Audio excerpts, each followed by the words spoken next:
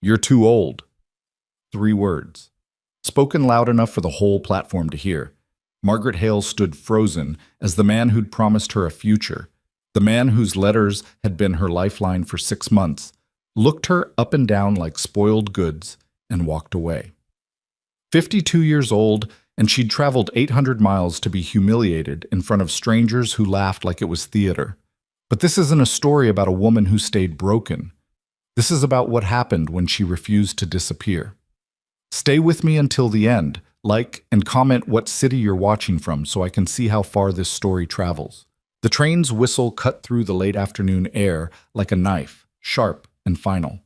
Margaret Hale felt it in her chest, that sound of endings and beginnings tangled together in a way that made her stomach clench. She sat near the window in the last car, her gloved hands folded tightly in her lap, watching the landscape change from rolling green hills to something harder, drier, more unforgiving. The frontier. She'd imagined this moment 1,000 times during the long journey west. She'd pictured stepping off the train into sunlight, seeing him there, Edwin Moore, the rancher whose letters had been so carefully written, so full of quiet kindness. He'd written about his land, about the house he'd built with his own hands, about wanting someone to share the silence with. He'd never once mentioned needing youth or beauty. He'd talked about companionship, about partnership, about building something that would last. Margaret had believed every word. Now, as the train slowed and the rough buildings of the town came into view, her throat felt tight. She touched the cameo at her neck, her mother's, the only valuable thing she owned, and took a breath that didn't quite fill her lungs. The conductor passed through the car, calling out the stop. Redemption! Last stop! Redemption! The name had seemed hopeful in the letters. Now it just felt heavy. Margaret stood, smoothing her traveling dress with trembling fingers. The fabric was good quality, but years old, carefully mended in places only she could see. Her reflection in the window showed a woman with gray threading through dark hair she'd pinned up that morning with extra care. Fine lines marked the corners of her eyes and mouth, evidence of 52 years of living, of smiling, of grief, of surviving. She looked like what she was. A middle-aged woman who'd buried a husband, raised a daughter who'd moved east with her own family, and finally answered an advertisement that had promised a second chance.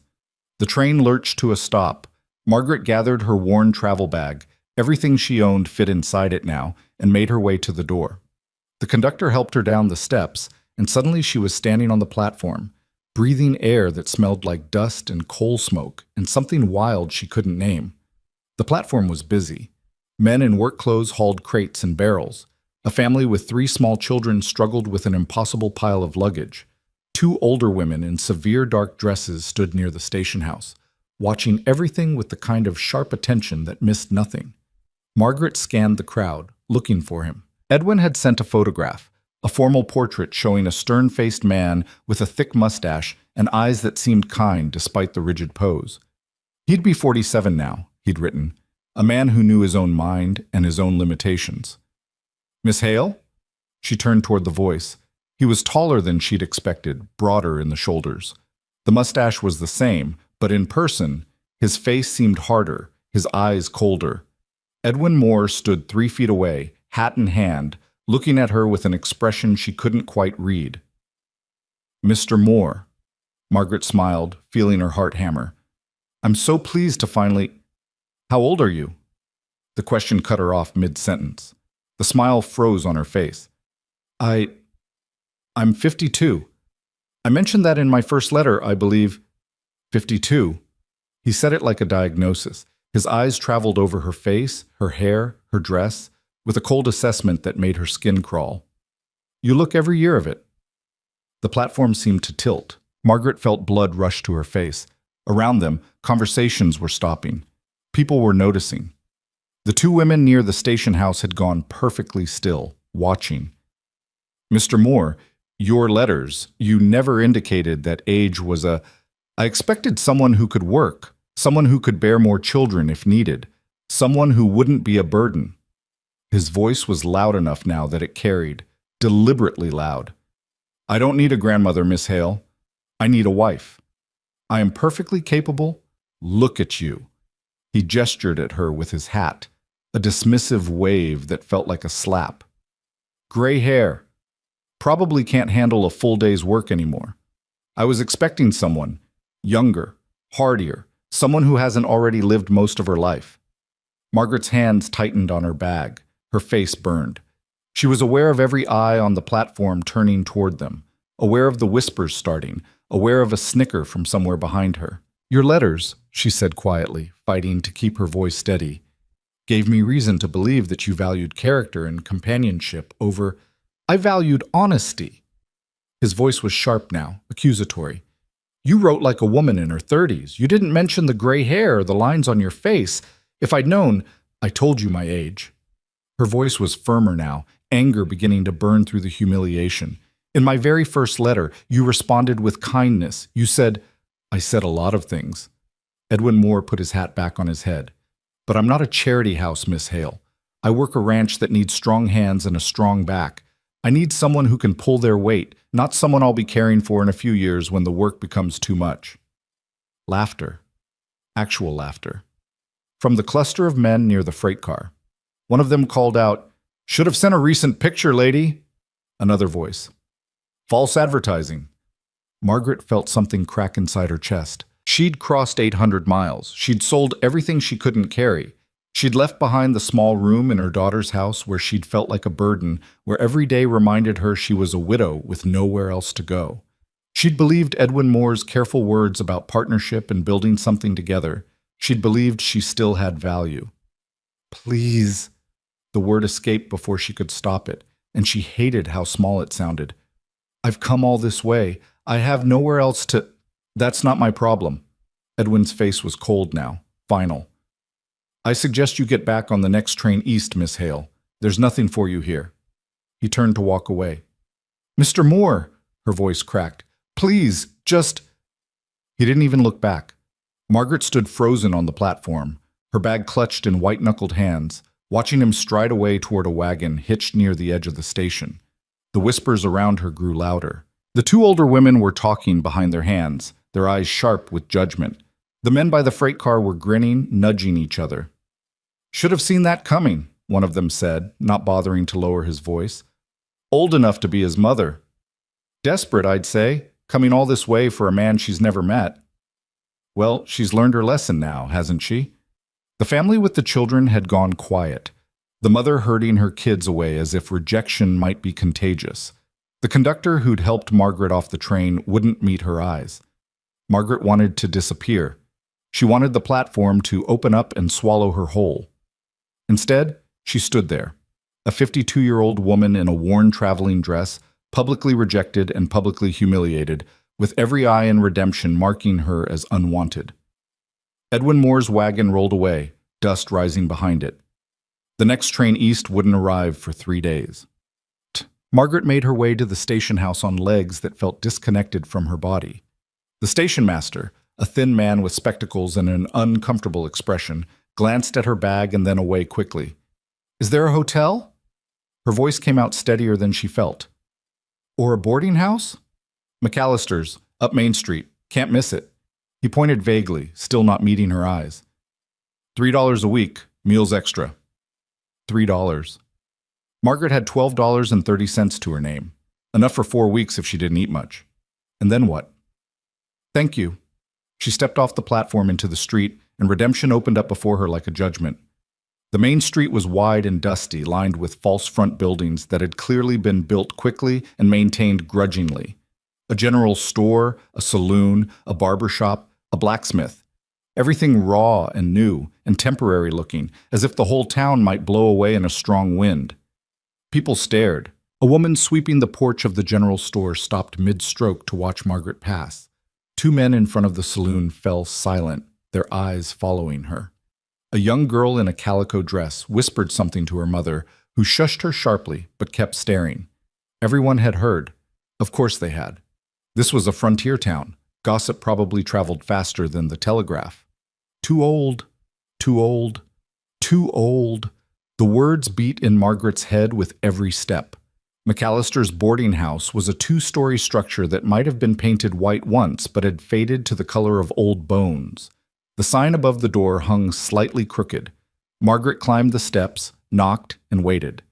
The woman who answered was perhaps 60, with iron gray hair pulled back severely and a face that suggested she'd long ago stopped being surprised by anything. She looked Margaret up and down with the same assessing gaze Edwin Moore had used, but this time there was something different in it. Not quite sympathy, but recognition. "You're the one just came in on the train." It wasn't a question. "Yes, I need a room. The station master said $3 a week?" $3.50, includes breakfast and supper." The woman's voice was flat. "Payment in advance." Margaret's fingers fumbled with her purse. She counted out the bills carefully, watching a week and a half of survival disappear into the landlady's weathered hand. "Name's Josephine McAllister. Breakfast is at 7, supper at 6. No visitors in rooms, no noise after 9. Wash water's out back." She stepped aside to let Margaret enter. "You staying long?" The question hung in the dusty air of the narrow hallway. "I don't know yet." Josephine's expression didn't change, but something flickered in her eyes. Maybe pity, maybe just the tiredness of someone who'd seen too many desperate women pass through.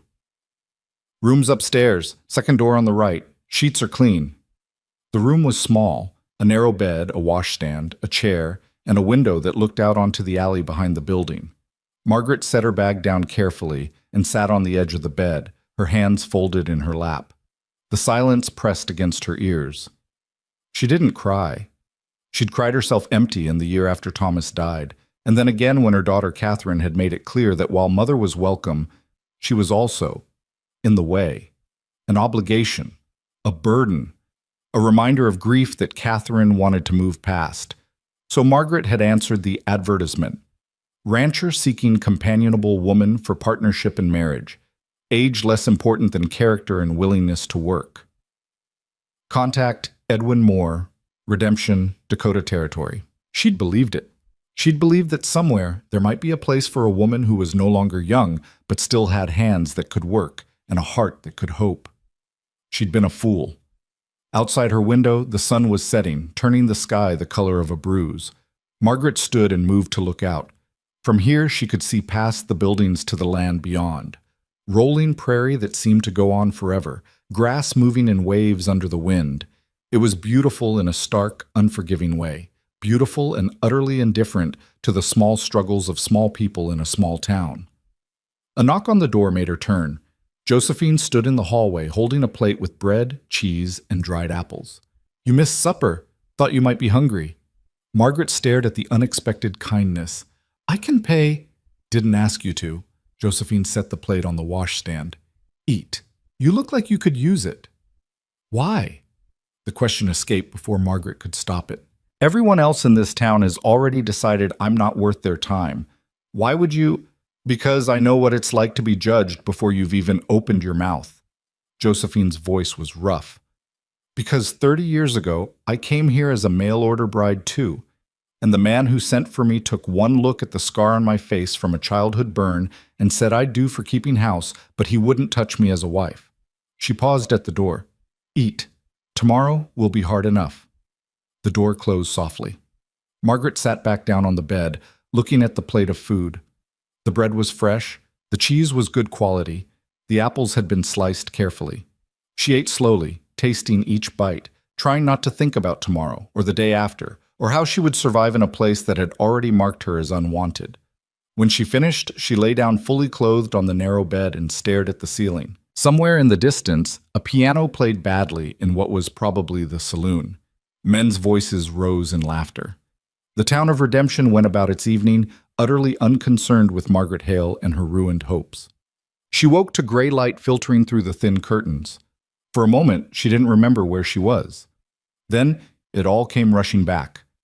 The platform, the rejection, the stairs.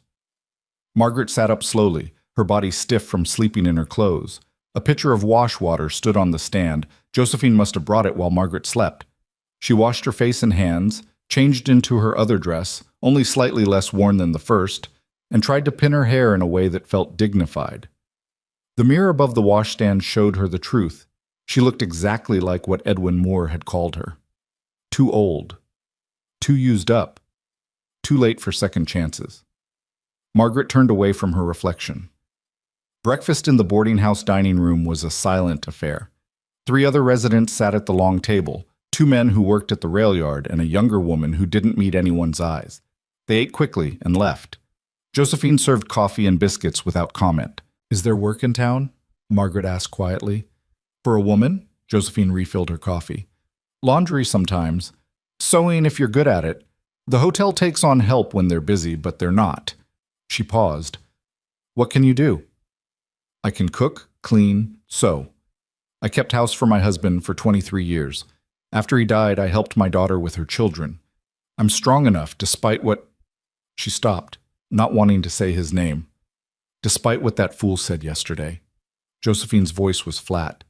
"Edwin Moore's got a mean streak. His first wife left him after 2 years, went back east and never looked back. Should have been your first warning." "He didn't mention a first wife in his letters." "No, he wouldn't." Josephine sat down across from Margaret, her coffee cup cradled in weathered hands. "Look, I'll be straight with you. This town doesn't have much charity in it, especially not for women who arrive without a man. You might find work, but it'll be hard, and it won't pay much. Most women in your position get back on the next train." "I don't have anywhere to go back to." The words hung in the air between them. Josephine studied her for a long moment. "Then you'd better be tough." Margaret spent the morning walking the streets of Redemption, looking for work. The general store didn't need help. The hotel's owner took one look at her and said they only hired girls under 30. The seamstress had enough work for herself and didn't need assistance. The restaurant owner asked her age and then said he was looking for someone younger. By noon, Margaret's feet hurt and her pride was in tatters. She sat on a bench outside the general store, watching the town move around her. Wagons rolled past, kicking up dust. A group of ranch hands rode by, their horses' hooves loud on the packed earth. Women in their Sunday clothes walked arm in arm, their voices carrying snippets of gossip. That woman from yesterday. Can you imagine, traveling all this way? Should have known better at her age.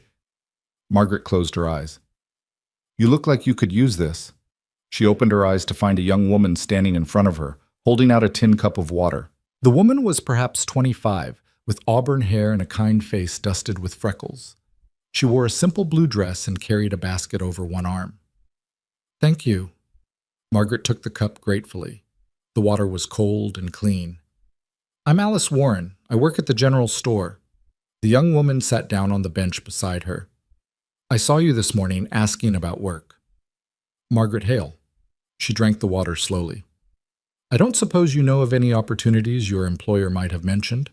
No, I'm sorry. Mr. Peterson's tight with money, even in good times. Alice hesitated. I heard what happened yesterday at the station. Margaret's hands tightened on the cup. I imagine everyone heard. Small town. People talk. Alice's voice was gentle. For what it's worth, Edwin Moore's a bastard. Excuse my language, but it's true. You're better off without him. Perhaps, but that doesn't solve my immediate problem. Margaret handed back the cup. Thank you for the kindness. It's more than most have shown. Alice stood, then paused. There's a man who lives out past the town boundary. Samuel Carter. He comes in once a month for supplies, keeps to himself mostly. I heard him mention he could use help with his property, someone to cook and clean. It's not much, but... She trailed off, looking uncomfortable. But it's something. He's a decent man from what I can tell. Quiet, never caused trouble. Alice shifted her basket. He'll be in town tomorrow morning if you want to ask. He usually comes to the store around 8. Thank you, Alice. Truly. The young woman smiled. We women have to look out for each other, don't we? Especially in a place like this. She walked away, leaving Margaret sitting on the bench with the first small spark of hope she'd felt since arriving. That night, lying in her narrow bed at McAllister's, Margaret counted her remaining money by lamplight. $8.80. Enough for 2 more weeks if she was careful, less if she needed anything beyond basic room and board. She thought about Samuel Carter, the quiet man who might need help.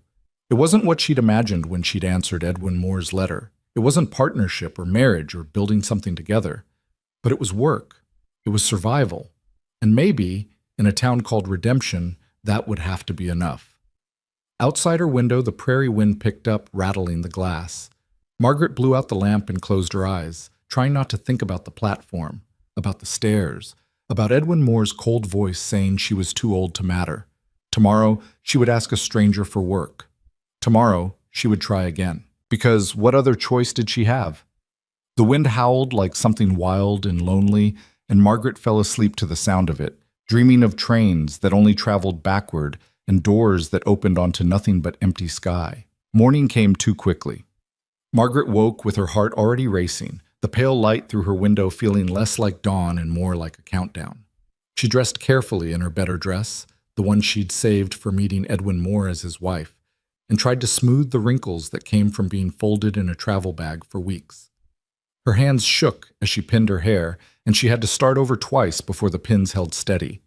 In the dining room, Josephine poured coffee without comment, but her eyes followed Margaret with something that might have been concern. The other boarders had already left for their work, leaving Margaret alone with her breakfast and her nerves. "The man Alice mentioned," Margaret said quietly, cupping her hands around the warm mug. "Samuel Carter. Do you know him?" Josephine was silent for a moment, wiping down the already clean table. "Keeps to himself.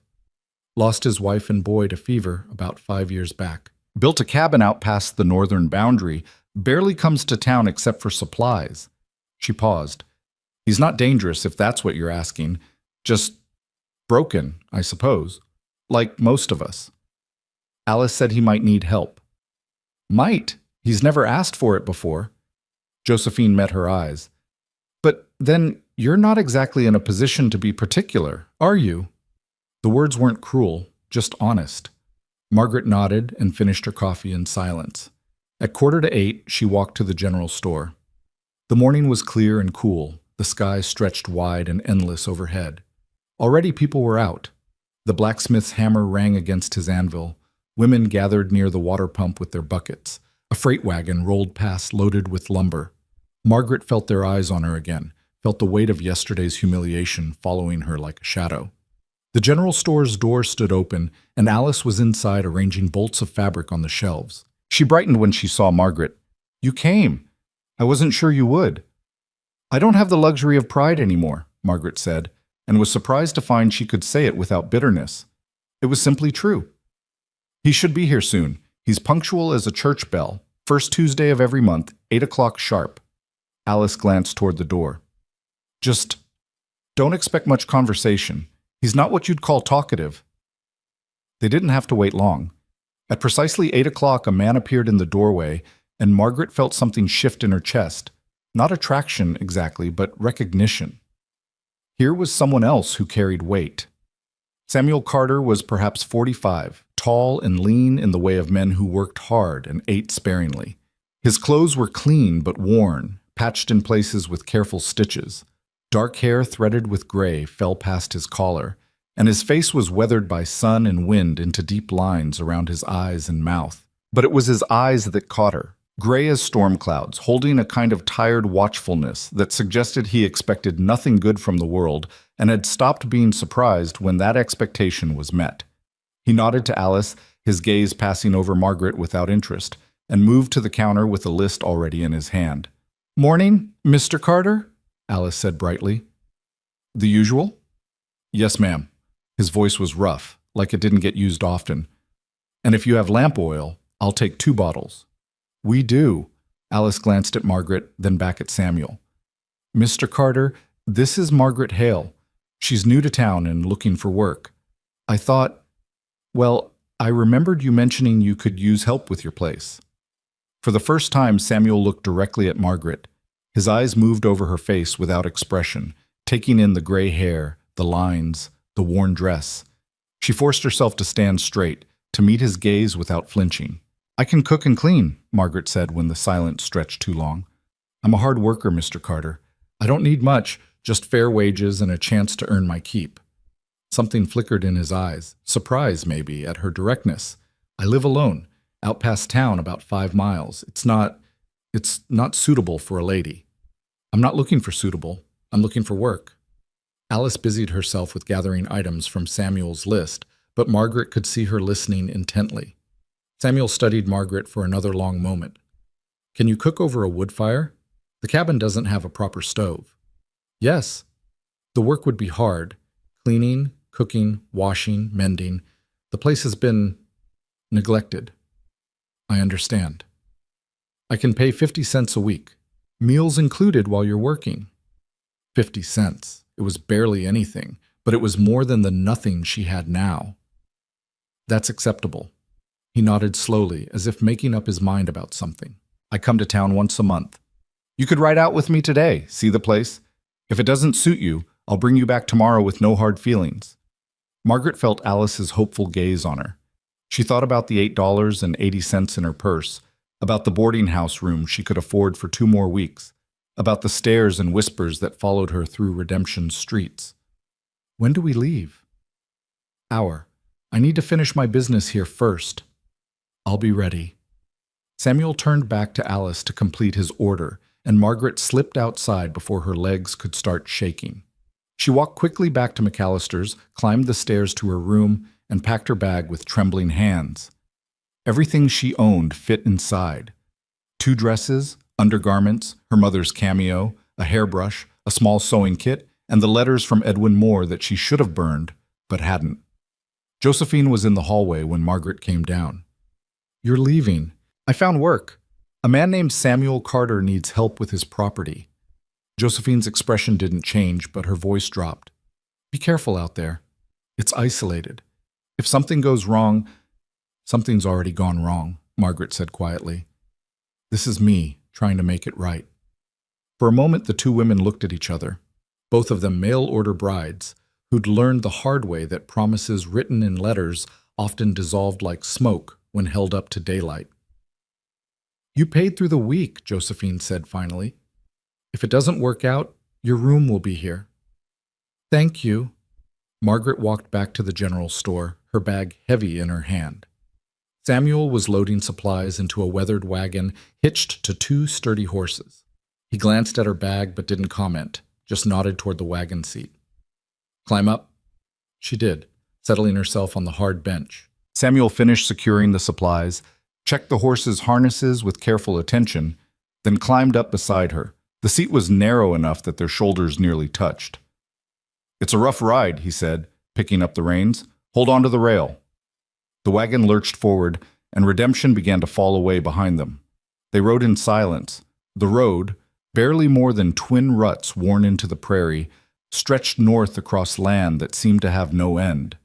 Grass rolled in waves under the wind, dotted here and there with scrub brush and the occasional twisted tree. The sky was enormous, pressing down with a weight that made Margaret feel both exposed and invisible at the same time. Samuel drove with quiet competence, his eyes scanning the horizon constantly. Margaret studied him from the corner of her eye, the set of his shoulders, the careful way he held the reins, the deep lines around his mouth that spoke of someone who'd forgotten how to smile. After nearly an hour of silence, broken only by the creak of the wagon and the sound of hooves, Margaret finally spoke. Alice said you lost your family. I'm sorry. His jaw tightened. For a moment, she thought he wouldn't respond. 5 years ago, fever took them both within 3 days. His voice was flat, reciting facts. My wife, Sarah, and my boy, Thomas. He was 7. The pain in those simple words was like a physical thing. Margaret knew that pain. She'd carried it herself when her husband died, when she'd had to wash his body for burial and explain to a 12-year-old Catherine that Papa wasn't coming back. My husband died 6 years ago, she said quietly. Heart gave out while he was working in the field. Our daughter found him. Samuel glanced at her, and for the first time she saw something other than wariness in his eyes. Understanding, maybe. The recognition of shared grief. It doesn't get easier, he said. No, you just get better at carrying it. They fell back into silence, but it felt different now. Less like strangers avoiding conversation, and more like 2 people who understood that some things didn't need words. The land began to change. The flat prairie gave way to gentle rolls, and trees appeared more frequently, cottonwoods and aspens that marked the presence of water. Samuel guided the wagon down into a shallow valley where a creek ran clear over smooth stones. We're close, he said. The cabin appeared through the trees like something that had grown there rather than been built.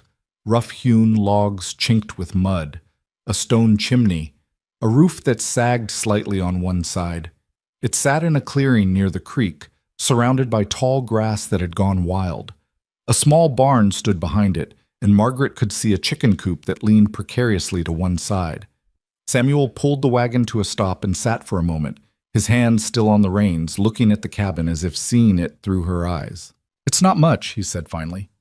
Margaret climbed down before he could help her, her boots sinking into the overgrown grass. The cabin looked tired, neglected, like it had given up trying to be a home. But it had good bones. The logs were solid, the chimney intact. The windows were shuttered, but whole.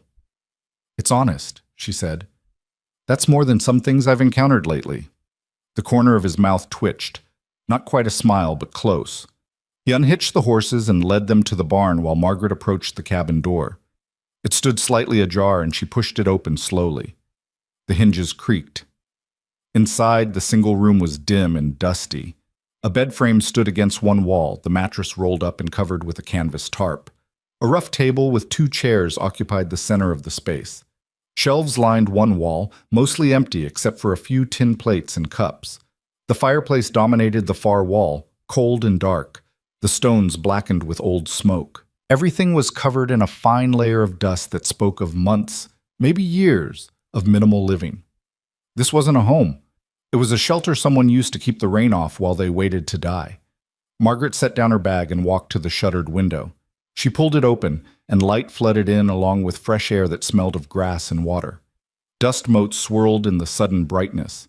Samuel appeared in the doorway, watching her. "The well is out back," he said. "Water's clean. There's a root cellar for storage. It stays cool even in summer. The barn has tools if you need them." "Where do you sleep?" "The barn has been since—" He didn't finish. "Since his family died. Since this place stopped being a home and became a reminder of everything he'd lost." Margaret turned to face him fully. "Mr. Carter, I'll be honest with you. I came to this territory as a mail-order bride and was rejected on the train platform in front of half the town. I have less than $9 to my name and nowhere else to go. I need this work, and I'll do it well. But I also need to know, what exactly are you expecting from this arrangement?" He met her directness with his own. "I need someone to make this place livable again.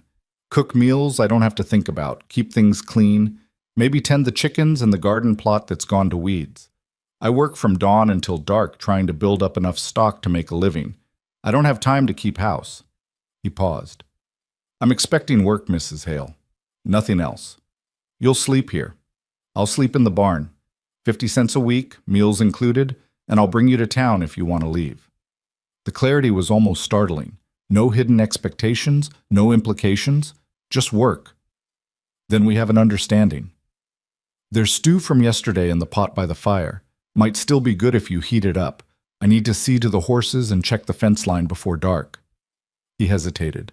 "If this isn't what you expected—" "Mr. Carter," Margaret interrupted gently, "I stopped expecting anything the moment Edwin Moore walked away from me on that platform. This is more than I hoped for yesterday. It's enough." He nodded once and left, his boots heavy on the porch steps. Margaret stood alone in the dusty cabin and felt something she hadn't felt in days. Purpose. She rolled up her sleeves. The rest of that day passed in a blur of work. Margaret found a broom with half its bristles missing and swept 5 years of dust and debris out the door. She located buckets in the barn and hauled water from the well, heating it over a fire she built in the hearth. She scrubbed the table and chairs, the shelves, the floor. She beat the dust from the mattress and discovered it was actually in decent condition, just neglected. In the root cellar, she found potatoes, onions, dried beans, and a slab of salt pork. The stew Samuel had mentioned was indeed still edible, barely, but Margaret dumped it out and started fresh. By the time the sun was setting, she had a proper meal cooking over the fire, beans with salt pork, pan bread, and the last of some wrinkled apples sliced and fried in a little lard. Samuel came in as darkness fell, pausing in the doorway as if entering a place he didn't quite recognize. The cabin was transformed. The floors gleamed in the firelight. The windows sparkled. The air smelled of soap and cooking food instead of abandonment. "I found plates and cups," Margaret said, stirring the beans. "They were buried in the back of the shelf, needed washing, but they're sound." He stood very still, his eyes moving around the room. You've been busy. I told you I could work. She ladled stew into 2 bowls and set them on the now clean table. Sit, eat while it's hot. For a moment, she thought he might refuse. Then he lowered himself into one of the chairs, carefully, as if it might break or disappear. Margaret sat across from him and bowed her head briefly before picking up her spoon. Samuel ate in silence, but she noticed he finished everything in his bowl and took a second piece of bread. When he was done, he sat back and looked at her directly. Thank you. For cooking? That's what you're paying me for. For this, he gestured around the cabin. It hasn't looked like this since Sarah died. I'd forgotten it could. The raw honesty in his voice caught Margaret off guard. She set down her spoon carefully. Sometimes we forget what things can be when we've spent too long living with what they are. He studied her across the table, and she felt the weight of his attention, not judgment, but genuine curiosity. That man who rejected you, Edwin Moore, he's a fool. Margaret felt heat rise in her cheeks. He wanted someone younger, someone who could give him more years. He wanted someone he could control. Samuel's voice was hard. I know his type. His first wife left him because he had a mean temper and a heavy hand. Town doesn't talk about it much, but everyone knows. You're better off here. Here in your barn, you mean, sleeping in a cabin while you exile yourself to the hay? I'm not exiled. I choose it. Do you? Or have you just been punishing yourself for surviving when they didn't? The words came out sharper than she intended. Samuel's face went rigid, his jaw clenched. For a moment, she thought she'd gone too far, that he would tell her to pack her bag and leave. Instead, he stood slowly and carried his bowl to the wash basin. I'll be in the barn. Bar the door after I leave. Mr. Carter, Mrs. Hale. He turned to face her, and his eyes were full of something dark and painful. I appreciate your work today. I appreciate your directness. But there are some things that aren't your business to comment on. We have an arrangement, work for wages. Let's keep it at that. He walked out, and Margaret heard his boots on the porch, then silence. She sat alone at the table, the fire crackling in the hearth, and felt the weight of her own exhaustion settle over her. Too far. She'd pushed too far, too fast. Here was a man offering her work and safety, and expecting nothing in return, and she'd repaid him by prodding at his wounds. Margaret cleaned up the supper dishes, banked the fire, and prepared for bed. The cabin felt strange, too quiet, too empty, too full of ghosts she couldn't see. She thought about Samuel in the barn, sleeping in hay because this place held too many memories. She thought about Edwin Moore and his cruel rejection. She thought about her daughter Catherine, so eager to start her own life that she gently but firmly suggested Mother might be happier somewhere else. She thought about all the ways the world told women like her that they were finished, used up, no longer valuable. And then she stopped thinking and let sleep take her. Something woke her in the deepest part of the night. Margaret lay still, listening. Rain. It drummed on the roof in steady rhythm, and wind rattled the shutters. A storm had rolled in while she slept. She thought about Samuel in the barn, about whether the roof there was sound or if rain was leaking through. It wasn't her concern. He'd made that clear. They had an arrangement, and she should keep to her side of it. But the image of him lying in wet hay, too stubborn to come inside, nagged at her conscience. Margaret rose, wrapped a shawl around her shoulders, and went to the door. She lifted the bar and stepped onto the porch. Rain sheeted down, silver in the darkness. The barn was a darker shape against the dark sky. She was halfway across the muddy yard before she could talk herself out of it. The barn door hung crooked on its hinges. Inside it was dry but drafty, and she could hear the horses moving restlessly in their stalls. A lantern burned low on a post, and in its dim light she saw Samuel sitting on a pile of hay, his back against the wall, wide awake. The roof leaks in the back corner, he said without looking at her, but it's dry here. Margaret stepped inside, water dripping from her shawl. I came to apologize. What I said earlier about punishing yourself, it wasn't my place. No, it wasn't. He finally looked at her. But it also wasn't wrong. The admission hung between them. I sleep out here because in there, I can still hear Thomas laughing, Samuel said quietly. I can still smell Sarah's bread baking. I can still feel them everywhere, and it hurts too much. Out here, it's just hay and horses and rain. It's easier. Margaret sat down on an overturned crate, her wet shawl clutched around her shoulders. My husband died in the field behind our house. For 2 years, I couldn't look out the kitchen window without seeing him fall. I used to take the long way around the house just to avoid that view. She paused. But then one day, I realized I'd forgotten the exact color of his eyes, and that scared me more than the memory of losing him. What did you do? I forced myself to look out that window every morning. I made myself remember, not just his death, but his life. The way he sang badly while he worked, how he always saved the last bite of supper for me, the sound of his laugh. Her voice roughened. The memories hurt, but forgetting hurt worse. Samuel was quiet for a long moment, watching rain drip through the gap in the barn roof. Thomas wanted to be a blacksmith. He used to hang around the forge in town, watching the smith work. He'd come home covered in soot, grinning like he'd found treasure. He sounds wonderful. He was. Samuel's voice cracked slightly. Sarah used to say he had my stubbornness and her joy, best of both of us. You were lucky to have them, even for the time you did. I know. Doesn't make it easier. No, Margaret agreed. But maybe that's not the point. Maybe we're not supposed to make it easier. Maybe we're just supposed to keep going anyway. They sat in the barn as rain hammered the roof and wind howled through the cracks. Two people who'd lost everything that mattered, finding themselves thrown together by circumstance and desperation. Finally, Samuel stood. You should get back inside. You'll catch cold out here. Margaret rose, pulling her wet shawl tighter. Will you consider sleeping in the cabin? There's room. I can make a pallet by the fire for myself. Mrs. Hale. Or you can freeze out here out of stubbornness. Your choice, Mr. Carter. The ghost of a smile crossed his face.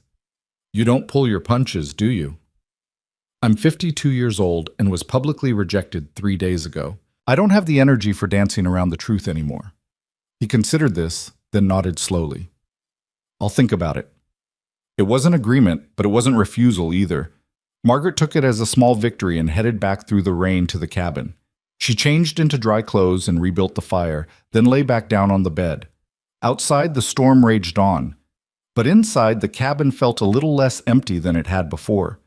She didn't hear Samuel come in, but when she woke to gray dawn light, there was a blanket rolled up by the fireplace and his boots drying near the hearth. He'd come inside. He'd taken that first small step back toward the land of the living. Margaret rose and started breakfast, and when Samuel emerged from the barn, apparently he'd gone back out at first light to tend the animals, she had coffee brewing and eggs frying in the pan. They ate together without speaking much, but the silence was comfortable now.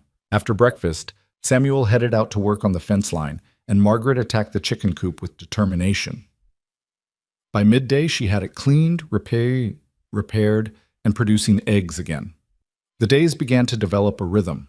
Samuel worked the land, mending fences, tending his small herd of cattle, clearing brush.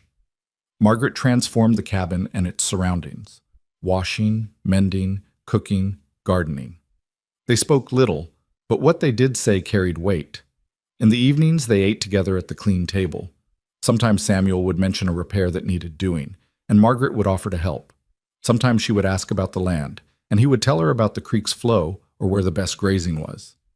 Small exchanges that began to build something neither of them had names for yet. On the fourth night, as Margaret was cleaning up after supper, Samuel spoke from his seat by the fire. I'll sleep inside tonight, if that's still acceptable. Margaret didn't turn around, didn't make it into something bigger than it was. I'll make up the pallet. No need, I can use the bed. You take it. Mr. Carter. Samuel, he interrupted. If we're living under the same roof, you might as well use my Christian name, and I'll call you Margaret if that's all right. She turned to face him. That's all right. That night, Margaret made her pallet by the fire while Samuel took the bed. She lay awake for a while, listening to him breathe in the darkness, hearing the small sounds of someone trying to get comfortable in a space full of memories. Eventually, his breathing evened out into sleep. Margaret closed her eyes and felt something unexpected, peace. A week passed, then 2. Margaret's hands grew rough from work, her back ached from hauling water and scrubbing floors, but she felt more alive than she had in years. There was satisfaction in watching the cabin transform, in seeing Samuel eat meals he actually enjoyed, in collecting eggs from chickens that had been half wild when she arrived. They developed an easy partnership. Samuel taught her to patch the roof when it leaked. She taught him how to make bread that didn't taste like sawdust. They worked side by side in the garden plot, coaxing vegetables from the reluctant soil. And slowly, carefully, they began to share pieces of their lives. Samuel told her about building the cabin with his own hands, about Sarah's laugh, about Thomas's fascination with everything mechanical. Margaret spoke of her marriage, of raising Catherine, of the quiet joy of ordinary days before loss came calling. It wasn't until the third week that the peaceful rhythm broke. Margaret had walked to the creek to wash clothes, enjoying the warm afternoon and the sound of water over stones. She was wringing out one of Samuel's shirts when she heard horses approaching, multiple horses, moving fast. She looked up to see 3 riders entering the clearing near the cabin. Even from a distance, she recognized the man in the lead, Edwin Moore. Her hands froze on the wet fabric. For a moment, she considered staying hidden, pretending she wasn't there. Then she thought about the woman who'd stepped off that train 3 weeks ago, desperate, humiliated, willing to accept crumbs. That woman was gone. Margaret gathered the wet laundry, put it in the basket, and walked steadily toward the cabin. Edwin and his companions had dismounted and were looking around with expressions that made her skin crawl, assessing, judging, finding everything wanting. "Well," Edwin said when he saw her approaching, "so this is where you ended up, living in sin with the hermit." Margaret set down the laundry basket and faced him squarely. "Mr. Moore, I wasn't expecting visitors. What brings you all the way out here?" His eyes traveled over her, the work dress stained with soil and water, the hair escaping from its pins, the sun-reddened face. "I came to see if the rumors were true.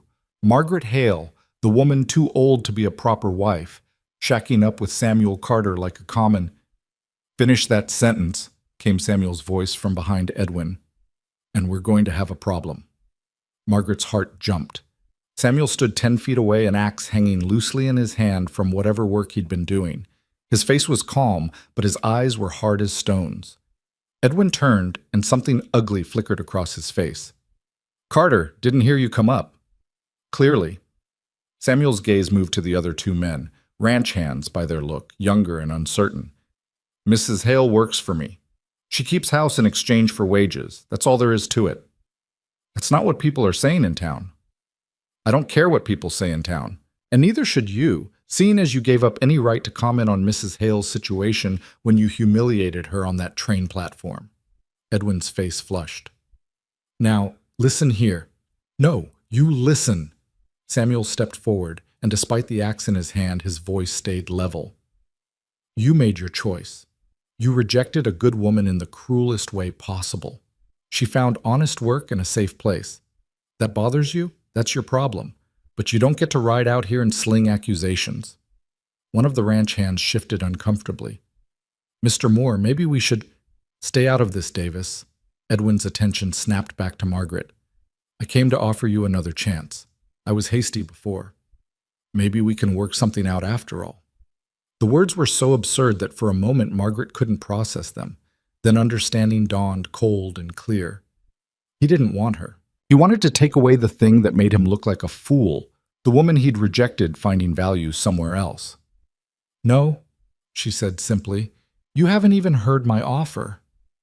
"I don't need to. My answer is no." Edwin's face darkened. "You'd rather be his hired woman than my wife? Rather live in this hovel than on a proper ranch?" "Yes." Margaret's voice was steady. "Because he treats me with respect, because he values my work, because he sees me as a person instead of a burden or a possession. So yes, Mr. Moore, I would rather be here." The silence that followed was thick with tension. Edwin's hands clenched into fists, and for a moment Margaret thought he might actually strike her. Then Samuel was there, moving between them with quiet purpose. "Time for you to leave," he said. "This isn't over." "Yes," Samuel said quietly, "it is. Don't come back here more. There's nothing for you." Edwin stared at him for a long moment, then at Margaret. Whatever he saw in her face made something shift in his expression. A realization, maybe, that the desperate woman from the train platform was truly gone. He turned and mounted his horse. "You'll regret this." "I doubt that," Margaret said. She watched the three riders disappear through the trees, watched until the sound of hooves faded completely. Only then did she allow herself to breathe fully. Samuel stood beside her, the axe still in his hand, his presence solid and reassuring. "Thank you," she said quietly. "For what?" "For standing with me. For not making me face that alone." He looked at her then, really looked at her, and she saw something in his eyes she hadn't seen before. Warmth, maybe, or the beginning of it. "You didn't need me," he said. "You handled that just fine on your own." "Maybe, but it was better not having to." They stood together in the clearing as afternoon light slanted through the trees and the creek murmured its endless song. Two people who'd been broken in different ways, learning slowly how to be whole again. That night, thunder rumbled in the distance, and by the time they finished supper, rain was falling again. Margaret cleaned the dishes while Samuel sat by the fire, unusually quiet. "He'll come back," Samuel said finally.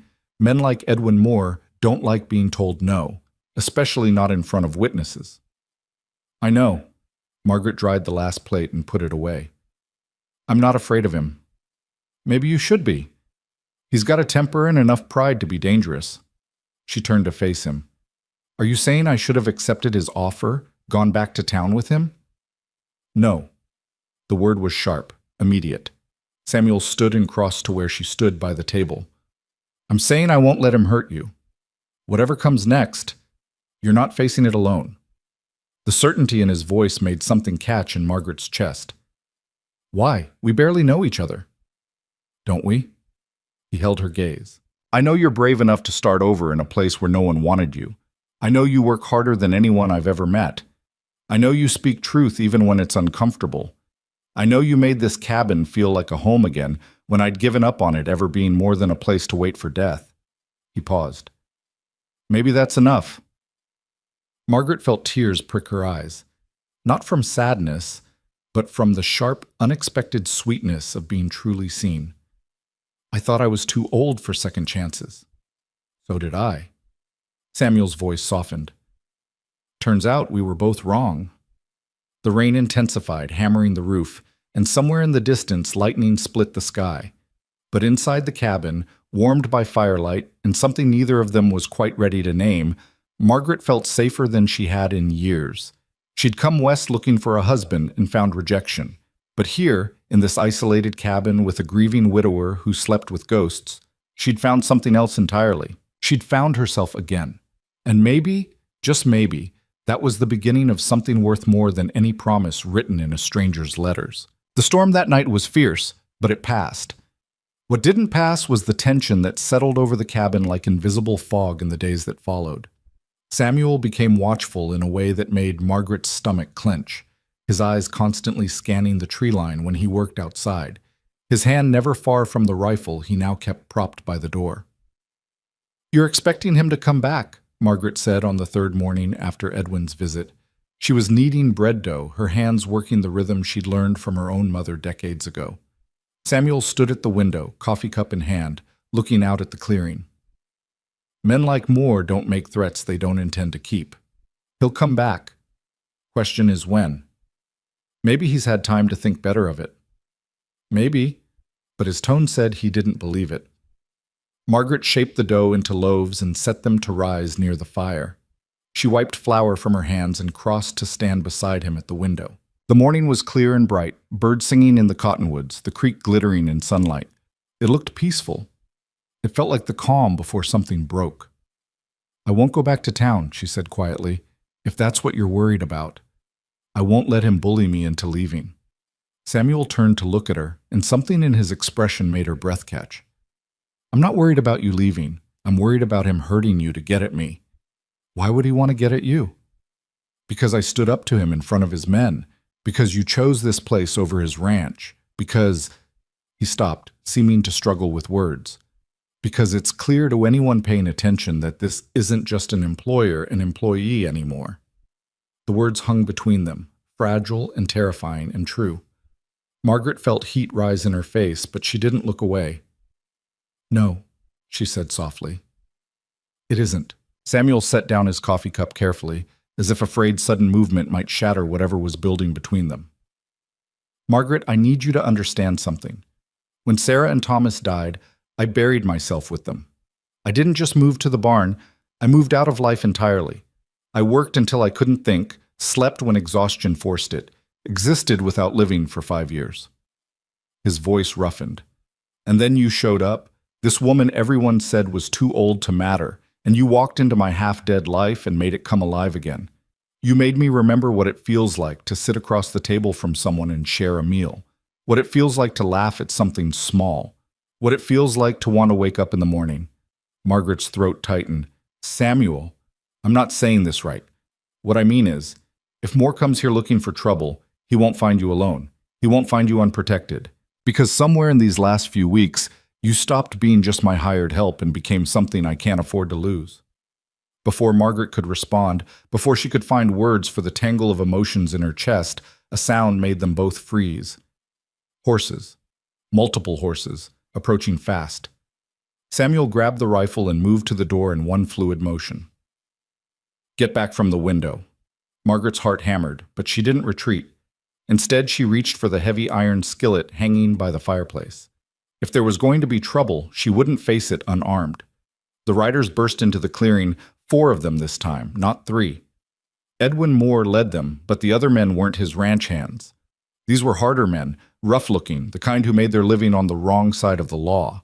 Margaret recognized the type from the frontier towns she'd passed through on her way west. Drifters, guns for hire, men who'd do anything for the right price. Stay inside, Samuel said, his voice hard. No matter what happens, stay inside and bar the door. I won't leave you to face them alone. Margaret, no. She gripped the skillet tighter. We face this together or not at all. For a moment their eyes met, and she saw fear in his. Not for himself, but for her. Then he nodded once, accepting her choice, and stepped out onto the porch.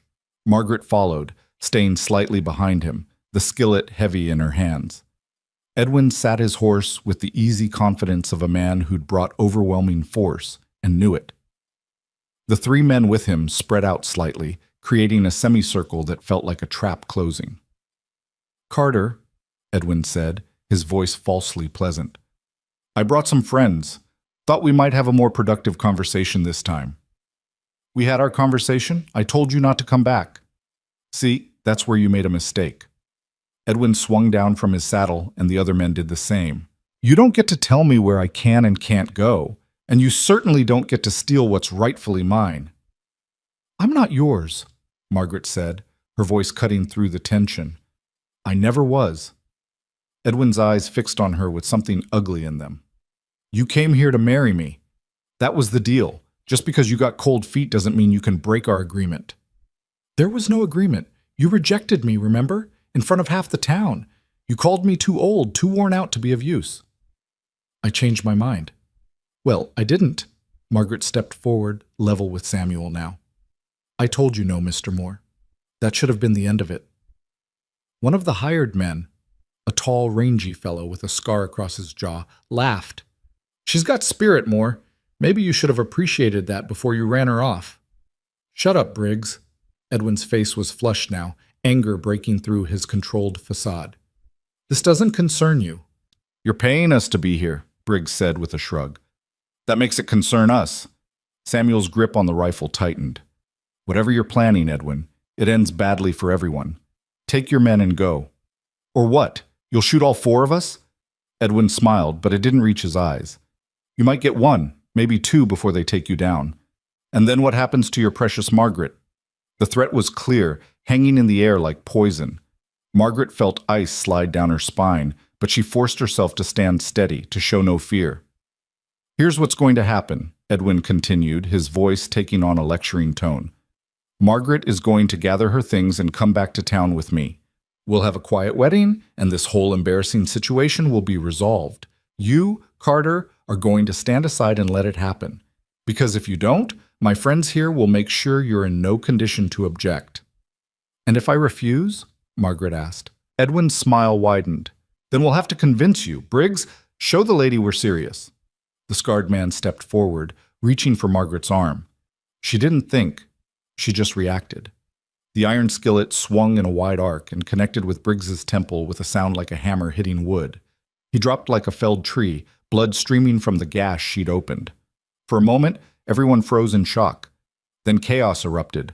One of the other men lunged for Margaret, but Samuel was faster. The rifle butt caught him square in the stomach, doubling him over. Samuel brought the weapon around and leveled it at Edwin's chest. "Call them off, now!" But the third hired gun had already drawn his pistol. The shot cracked through the clearing loud as thunder. Samuel spun, the rifle flying from his hands, blood blooming on his left shoulder. "Samuel!" Margaret's scream tore from her throat. He stumbled but didn't fall, his right hand going to the wound, his face white with shock and pain. The gunman aimed again, but Margaret was already moving. She threw the skillet with all her strength, and it struck his gun hand hard enough to send the pistol flying. "Get inside!" Samuel shouted at her, but she was done listening to reason. The man Samuel had gut-punched was recovering, reaching for his own weapon. Margaret grabbed a piece of firewood from the porch pile and swung it like a club, catching him across the back. He went down with a grunt. Edwin stood frozen, clearly not expecting this level of resistance. "Enough!" he shouted. "All of you, stop!" But it was too late for stopping. Briggs was groaning on the ground, blood pooling beneath his head. The gut-punched man was crawling toward his horse. The gunman cradled his injured hand, cursing viciously. Samuel had retrieved his rifle with his good arm and now pointed it steadily at Edwin's chest, despite the blood soaking his shirt. "You shot me," he said, his voice deadly calm.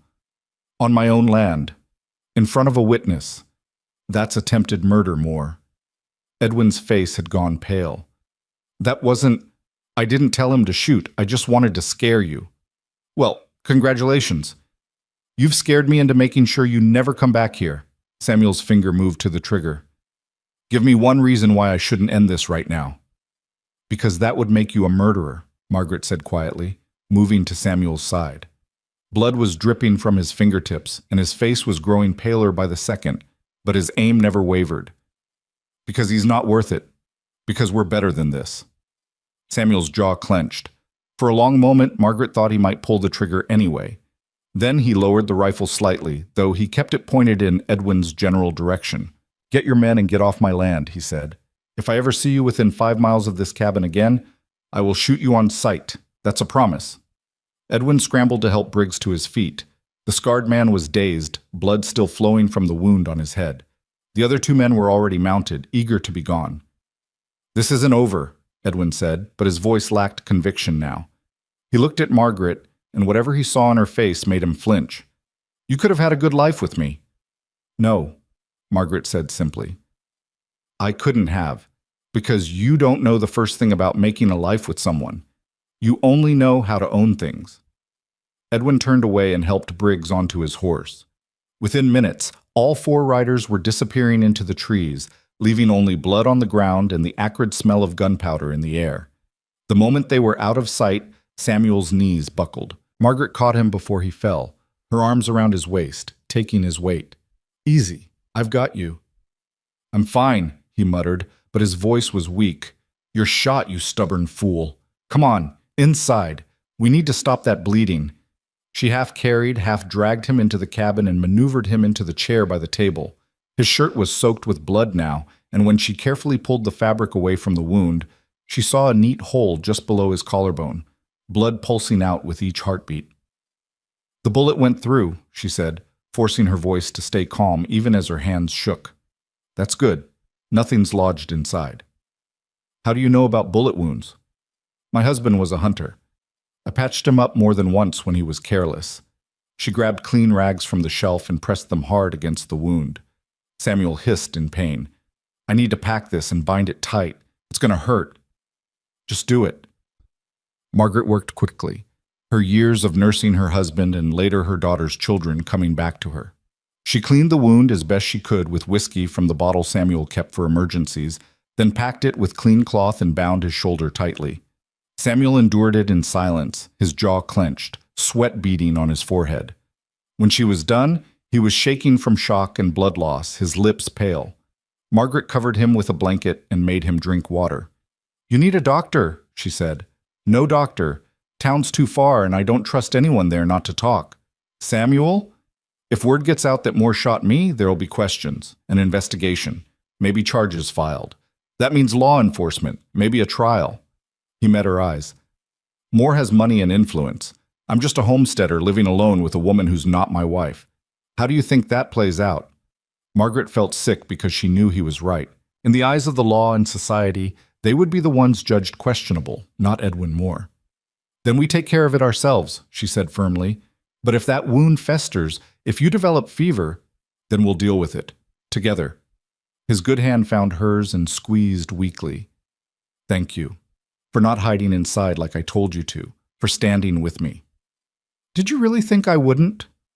I hoped you wouldn't have to, but I'm grateful you did. He closed his eyes, exhaustion pulling at him. That thing you did with the skillet, where'd you learn to swing like that? Despite everything, Margaret felt a smile tug at her lips. I had 3 brothers growing up. They taught me to defend myself. Remind me never to make you angry. She sat with him as afternoon faded to evening, checking his bandages, making him drink water, watching for signs of fever. The wound bled slowly but steadily, soaking through the packing twice before it finally began to slow. By nightfall, Samuel was feverish despite her care. His skin burned under her touch, and he muttered in his sleep, fragments of conversation with people who weren't there, names Margaret didn't know, words in a language of dreams and delirium. She bathed his face with cool water and changed the bandages again. The wound looked angry and red at the edges, but there was no sign of the dark streaking that would indicate serious infection. Not yet, anyway. Sometime after midnight, Samuel's eyes opened, clearer than they'd been in hours. Margaret? I'm here. She moved closer, touching his uninjured shoulder gently. If this goes bad, if the fever doesn't break, you need to leave. Take the wagon, go back to town. There's money hidden in a tin under the floorboard by the bed. Take it, start over somewhere else. Stop talking like that. I'm serious. If I die out here, you'll be alone with a body and a story no one will believe. They'll say you killed me. You have to save yourself. You're not going to die. Margaret's voice was fierce. I didn't come all this way. Survive all that humiliation. Find something worth fighting for, just to lose it now. You're going to live, Samuel Carter, because I won't allow otherwise. His lips twitched in something almost like a smile. Is that an order? Yes. Well then. He closed his eyes again. I suppose I'd better obey. The night stretched on, endless and terrifying. Margaret dozed in the chair beside him, jerking awake every time he moved or made a sound. She changed his bandages twice more, forcing water between his lips whenever he was conscious enough to swallow. Toward dawn, she must have fallen into deeper sleep because she woke with a start to find sunlight streaming through the window and Samuel watching her with clear, fever-free eyes. The fever broke, he said, his voice rough but steady. Margaret sat up so quickly her neck cracked. She pressed her hand to his forehead, still warm, but no longer burning. Relief flooded through her so intensely it made her dizzy. Thank heaven, she whispered, or thank the stubborn woman who wouldn't let me die. He tried to sit up and winced. How bad is it? Bad enough. You lost a lot of blood, but the wound is clean, and if we keep it that way, you should heal. She helped him settle back against the pillows she'd piled behind him. You're not to move for at least 3 days. I'll handle everything else. Margaret, I can't just lie here. Yes, you can, and you will. She stood, tucking the blanket more firmly around him. I've handled worse than a few days of extra work. Rest, heal. That's your job now. Over the next few days, Margaret proved her words true. She tended the animals, hauled water, cooked meals, checked Samuel's wound twice daily, and kept the cabin running as if nothing had happened. Samuel chafed at the inactivity, but his weakness kept him mostly compliant. On the 3rd evening, as she was changing his bandage again, he caught her hand. I meant what I said, before Moore showed up, about you mattering, about not being able to afford to lose you. Margaret's heart stumbled. She kept her eyes on the bandage she was wrapping. You were speaking in the heat of the moment. No.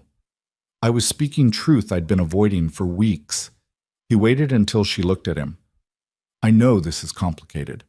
I know we started as employer and employee. I know the town would have opinions about a man and woman living together out here. But Margaret, don't. She pulled her hand free gently. Don't say something you might regret when you're thinking more clearly. The only thing I regret is not saying it sooner. His voice was steady, his eyes clear. When that gun went off and I thought I might die right there, my only thought was that I'd never told you how much these weeks have meant. How much you've meant. Margaret sat back, her hands trembling slightly. Samuel, I'm 52 years old. I came here expecting nothing, wanting nothing except work and wages. I don't know how to... You don't have to know anything right now. I'm not asking for promises or plans. He reached for her hand again, and this time she let him take it. I'm just saying that what we have here, whatever this is, it matters to me. You matter to me. And when I'm healed, when things settle down, I'd like to talk about what that means, if you're willing. The honesty in his voice, the vulnerability in his eyes, it undid something in Margaret's chest that had been locked tight for years. She thought about Edwin Moore's cruel rejection, about feeling worthless and used up. She thought about this woman who'd stepped off that train, desperate and humiliated. That woman wouldn't have believed this moment was possible. I'm willing, she said softly. Samuel's hand tightened on hers, and they sat in the lamplight together, the bandaging forgotten, just two broken people who'd somehow found a way to make each other whole. The next morning brought an unexpected visitor. Margaret was outside hanging laundry when she heard a horse approaching. Her heart jumped, fear flooding back, Moore returning with more men, but when the rider emerged from the trees, it was Alice Warren from the general store. The young woman dismounted quickly and rushed to Margaret. Is it true? Did Edwin Moore really come out here with hired guns? How did you hear about that? The men he brought, one of them came through town with his head bandaged, talking about how some crazy woman nearly killed him with a frying pan. Alice's eyes were wide. Is Samuel all right? I brought medicine and bandages in case. He was shot, but he's healing. Margaret led Alice toward the cabin. Come inside, and thank you for coming all this way. Inside, Samuel was sitting up in bed, looking much stronger than he had days before. He nodded to Alice with something like embarrassment. Miss Warren, you didn't need to make the trip. Yes, I did. Alice set down her basket and began unpacking supplies. Real medical bandages, salve, a bottle of laudanum. When I heard what happened, I knew you two would be out here alone trying to manage. She looked between them. Does anyone else know he shot you? No, Samuel said. And we'd like to keep it that way. Smart. Alice helped Margaret examine the wound, nodding approval at the care that had been taken. This is healing well. You did good work, Margaret. I had practice. Alice rebandaged the shoulder with professional efficiency, then stood back. Edwin Moore left town yesterday. Took a train east. Word is he's not coming back. Margaret and Samuel exchanged glances. Are you certain? Margaret asked. That's what his foreman said. Apparently Moore told him to sell the ranch and send the proceeds. He's done with redemption. Alice smiled. Seems he found frontier life didn't suit him after all. Relief washed through Margaret so powerfully her knees weakened. It was over. The threat was gone. There's something else, Alice said, her voice gentler now. People in town are talking about you two. The story going around is that Margaret is Samuel's cousin from back east, come to help him run his homestead. I thought you should know in case you want to confirm that version. Margaret understood immediately. Alice was offering them a respectable fiction, a way to explain their living arrangement that wouldn't invite scandal. That's very kind, Samuel said. But Margaret isn't my cousin. Alice's eyebrows rose. Then what? I haven't decided yet, Margaret said firmly. But whatever I am, whatever we are, it won't be built on lies. She met Alice's eyes. Thank you for trying to protect us, but I'm done pretending to be something I'm not to make other people comfortable. Alice studied her for a long moment, then smiled. Good for you. She gathered her empty basket. I should get back before dark, but if you need anything, either of you, send word. After Alice left, Samuel looked at Margaret with something like wonder. You keep surprising me. How so? Most women would jump at the chance for a respectable story, but you'd rather face scandal than lie. Margaret sat on the edge of the bed, careful not to jar his injury. I've spent too much of my life worrying about what people think, being proper, being acceptable, being the right age or the right level of grateful. She touched his face gently. I'm tired, Samuel, tired of being small. If we're going to build something here, let's build it on truth. He caught her hand and pressed it to his cheek. Then here's the truth. I love you, Margaret Hale. I don't care if that's too soon or too complicated or too anything. It's the truth. Margaret's breath caught. No one had said those words to her in so long, not since Thomas died. And even then, it had been the comfortable love of long marriage worn smooth by years. This was different, sharp and new and terrifying. I love you too, she whispered, and felt something break open inside her chest, something that had been sealed shut since the day she'd buried her husband and accepted that her life was essentially over. It wasn't over, it was beginning again. Samuel pulled her down gently, and she curled carefully against his uninjured side, her head on his shoulder, listening to the steady beat of his heart. They lay together as afternoon light moved across the floor and birds sang outside the window. Two people who'd been told they were finished, who'd believed their chances were gone, who'd settled for merely surviving. Finding each other against all odds, finding love in the last place either of them had expected, and discovering that sometimes the best things in life don't come when you're young and full of hope. Sometimes they come when you're battered and worn and convinced you have nothing left to offer. Sometimes they come precisely when you've stopped looking. Sometimes they come exactly when you need them most. The weeks that followed Samuel's recovery were the most peaceful Margaret could remember in years. They fell into a rhythm that felt less like work and more like partnership. True partnership, the kind she'd imagined when she'd first answered Edwin Moore's letter but had never actually experienced. Samuel's shoulder healed slowly, but cleanly, the wound knitting together under Margaret's careful tending. As his strength returned, so did something else, a lightness she suspected had been missing from him long before his wife and son died. She caught him smiling at small things, the way sunlight fell through the kitchen window, the taste of bread fresh from the fire, the sound of her humming while she worked. And Margaret found herself changing too. The tightness she'd carried in her chest since Thomas died, that constant awareness of being a burden, of taking up space she hadn't earned, began to ease. Here, in this rough cabin miles from anywhere, she wasn't too old or too worn or too anything. She was simply herself, and that was enough. They talked more now.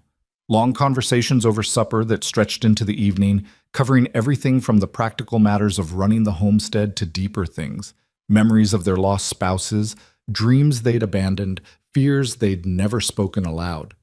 Samuel told her about building this cabin with his own hands, about Sarah's garden that had once flourished where weeds now grew, about Thomas's fascination with the stars. Margaret shared her own stories, raising Catherine alone after Thomas died, the slow realization that her daughter's new family had no real room for her, the desperate loneliness that had driven her to answer a stranger's advertisement.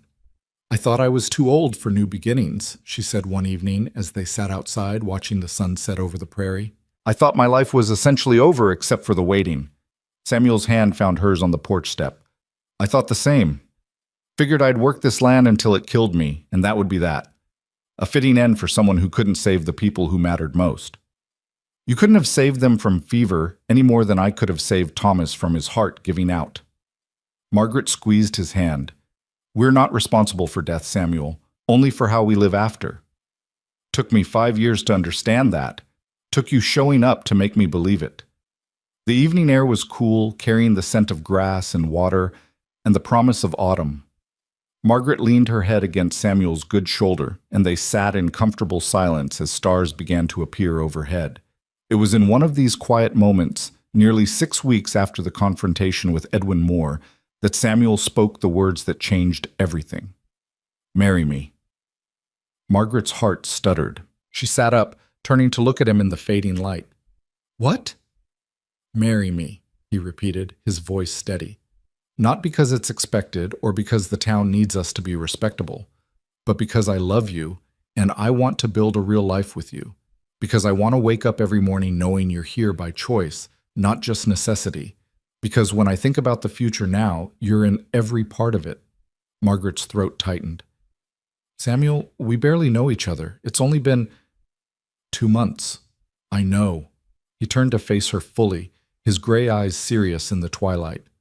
But I knew Sarah for 2 years before we married, and I'm not sure I ever understood her as well as I understand you after 8 weeks. Time doesn't measure what matters, Margaret. What matters is whether we're better together than apart. And I know I'm better with you. People will talk. A woman my age marrying a man she's been living with, let them talk. Do you love me? The question was simple and devastating. Margaret thought about deflecting, about listing all the practical reasons why this was complicated. Then she remembered what she'd told Alice. She was done pretending to be something she wasn't to make others comfortable. Yes, she said. I love you. Then marry me. Not for respectability or convenience. Marry me because you want to. Margaret looked at this man who'd offered her shelter when she had nowhere to go, who'd stood beside her when danger came, who'd seen her at her most desperate and never once made her feel small. She thought about the life they could build together. Not perfect, not easy, but real and honest and theirs. Yes, she whispered. Yes, I'll marry you. Samuel's face broke into a smile that transformed him, erasing years of grief and making him look almost young. He pulled her close, carefully, mindful of his still healing shoulder, and kissed her with a tenderness that made her eyes sting with tears. They decided to marry in town, properly, with witnesses and a legal certificate. Not because they cared what redemption thought, but because Margaret wanted it done right this time. No secrets, no shame, no hiding. The next Tuesday, when Samuel made his monthly supply run, Margaret went with him. She wore her best dress, the one she'd saved for her wedding to Edwin Moore, and she'd pinned her hair with extra care. As the wagon rolled toward town, her stomach churned with nerves. What if people are cruel, she asked. What if they say terrible things? Samuel glanced at her, his expression calm. Then we ignore them and get married anyway. Their opinions don't change what we are to each other. Easy to say, harder to live through. You've already lived through worse. You survived Edwin Moore's public rejection. You survived being shot at by hired guns. I think you can survive some gossip. He was right, but that didn't make her less nervous. As they entered Redemption's main street, Margaret felt eyes turn toward them. Conversations stopped. The same pattern as before. The stares, the whispers.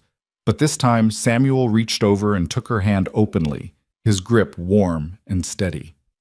They stopped first at the general store. Alice looked up from behind the counter, and her face lit with genuine pleasure. Margaret, Samuel, I wasn't expecting to see you both today. We came to town on business, Samuel said. We're getting married. Thought you might want to witness. Alice's squeal of delight was so loud it startled the other customers. She rushed around the counter and hugged Margaret tightly. Oh, I'm so happy for you both. When? Today, if the minister's available, Margaret said. He will be. And if he's not, I'll make him available. Alice was already untying her apron. Mister? Peterson, I'm taking my lunch break. The store owner, a thin man with wire spectacles, peered at them with interest. Heard you two were living out past the boundary. People have been talking. People always talk, Samuel said evenly. Doesn't make it any of their business. Peterson sniffed. Suppose not. Congratulations, then. It was hardly enthusiastic, but it wasn't hostile either. Margaret took it as a small victory. They walked to the church, a modest white building at the end of the main street. Reverend Phillips was a middle-aged man with kind eyes and a practical manner. When Samuel explained what they wanted, he studied them both carefully. You've been living together out at the Carter place. Yes, Samuel said, without hesitation. Margaret worked for me as housekeeper. Now we want to marry. And you're certain about this? You've only known each other a short time. Long enough to know what matters, Margaret said firmly. We're both old enough to know our own minds, Reverend. We're not children rushing into something foolish. The Reverend's lips twitched. No, I don't suppose you are. He glanced at Alice, who nodded encouragingly. Very well. Let me get my book. The ceremony was brief and simple. Alice stood as witness along with the church sexton, an elderly man who'd been sweeping the floor. Reverend Phillips spoke the traditional words, his voice carrying through the small sanctuary. When he asked if they took each other as husband and wife, both Margaret and Samuel answered clearly, their voices steady. Then, by the authority vested in me, I pronounce you husband and wife. You may kiss your bride, Mr. Carter." Samuel turned to Margaret, and the look in his eyes made her forget about the sparse surroundings, the meager witness, the unconventional path that had brought them here. He kissed her gently, a promise and a beginning, and when they parted, she saw tears in his eyes that matched her own. They signed the certificate, and it was done. Margaret Carter, she had a new name, a new life, a new chance. Outside the church, Alice hugged them both again. "You have to let me throw you a celebration, a dance at the community hall this Saturday, please?" Everyone should know about this. Margaret hesitated, but Samuel surprised her by nodding. "A dance sounds good. We've got nothing to hide." As they walked back toward the wagon, Margaret noticed more people watching. Some faces were disapproving, but others showed curiosity or even cautious approval. Josephine McAllister stood outside her boarding house, and when she caught Margaret's eye, she nodded slowly, a gesture of respect from one survivor to another. They were loading supplies into the wagon when a familiar figure appeared. Margaret's heart sank. Edwin Moore stood 20 feet away, looking haggard and rumpled in a way she'd never seen him before. Alice had said he'd left town, but clearly that information had been wrong. Samuel moved to stand slightly in front of Margaret, his body tense. "Moore, thought you'd gone east." "I got as far as Denver. Couldn't stop thinking about—" Edwin's eyes fixed on Margaret. "I heard you two were in town, heard rumors you were getting married. Please tell me it's not true." "It's true," Margaret said, stepping out from behind Samuel. "We were married 20 minutes ago." Edwin's face crumpled. He looked genuinely distraught, all his earlier arrogance gone. "Margaret, please. I made a terrible mistake. I was cruel and foolish and blind, but I've had time to think, to realize what I lost. Give me another chance. I'll be better. I swear I'll—" "No." The word came out firm and final. "You don't understand.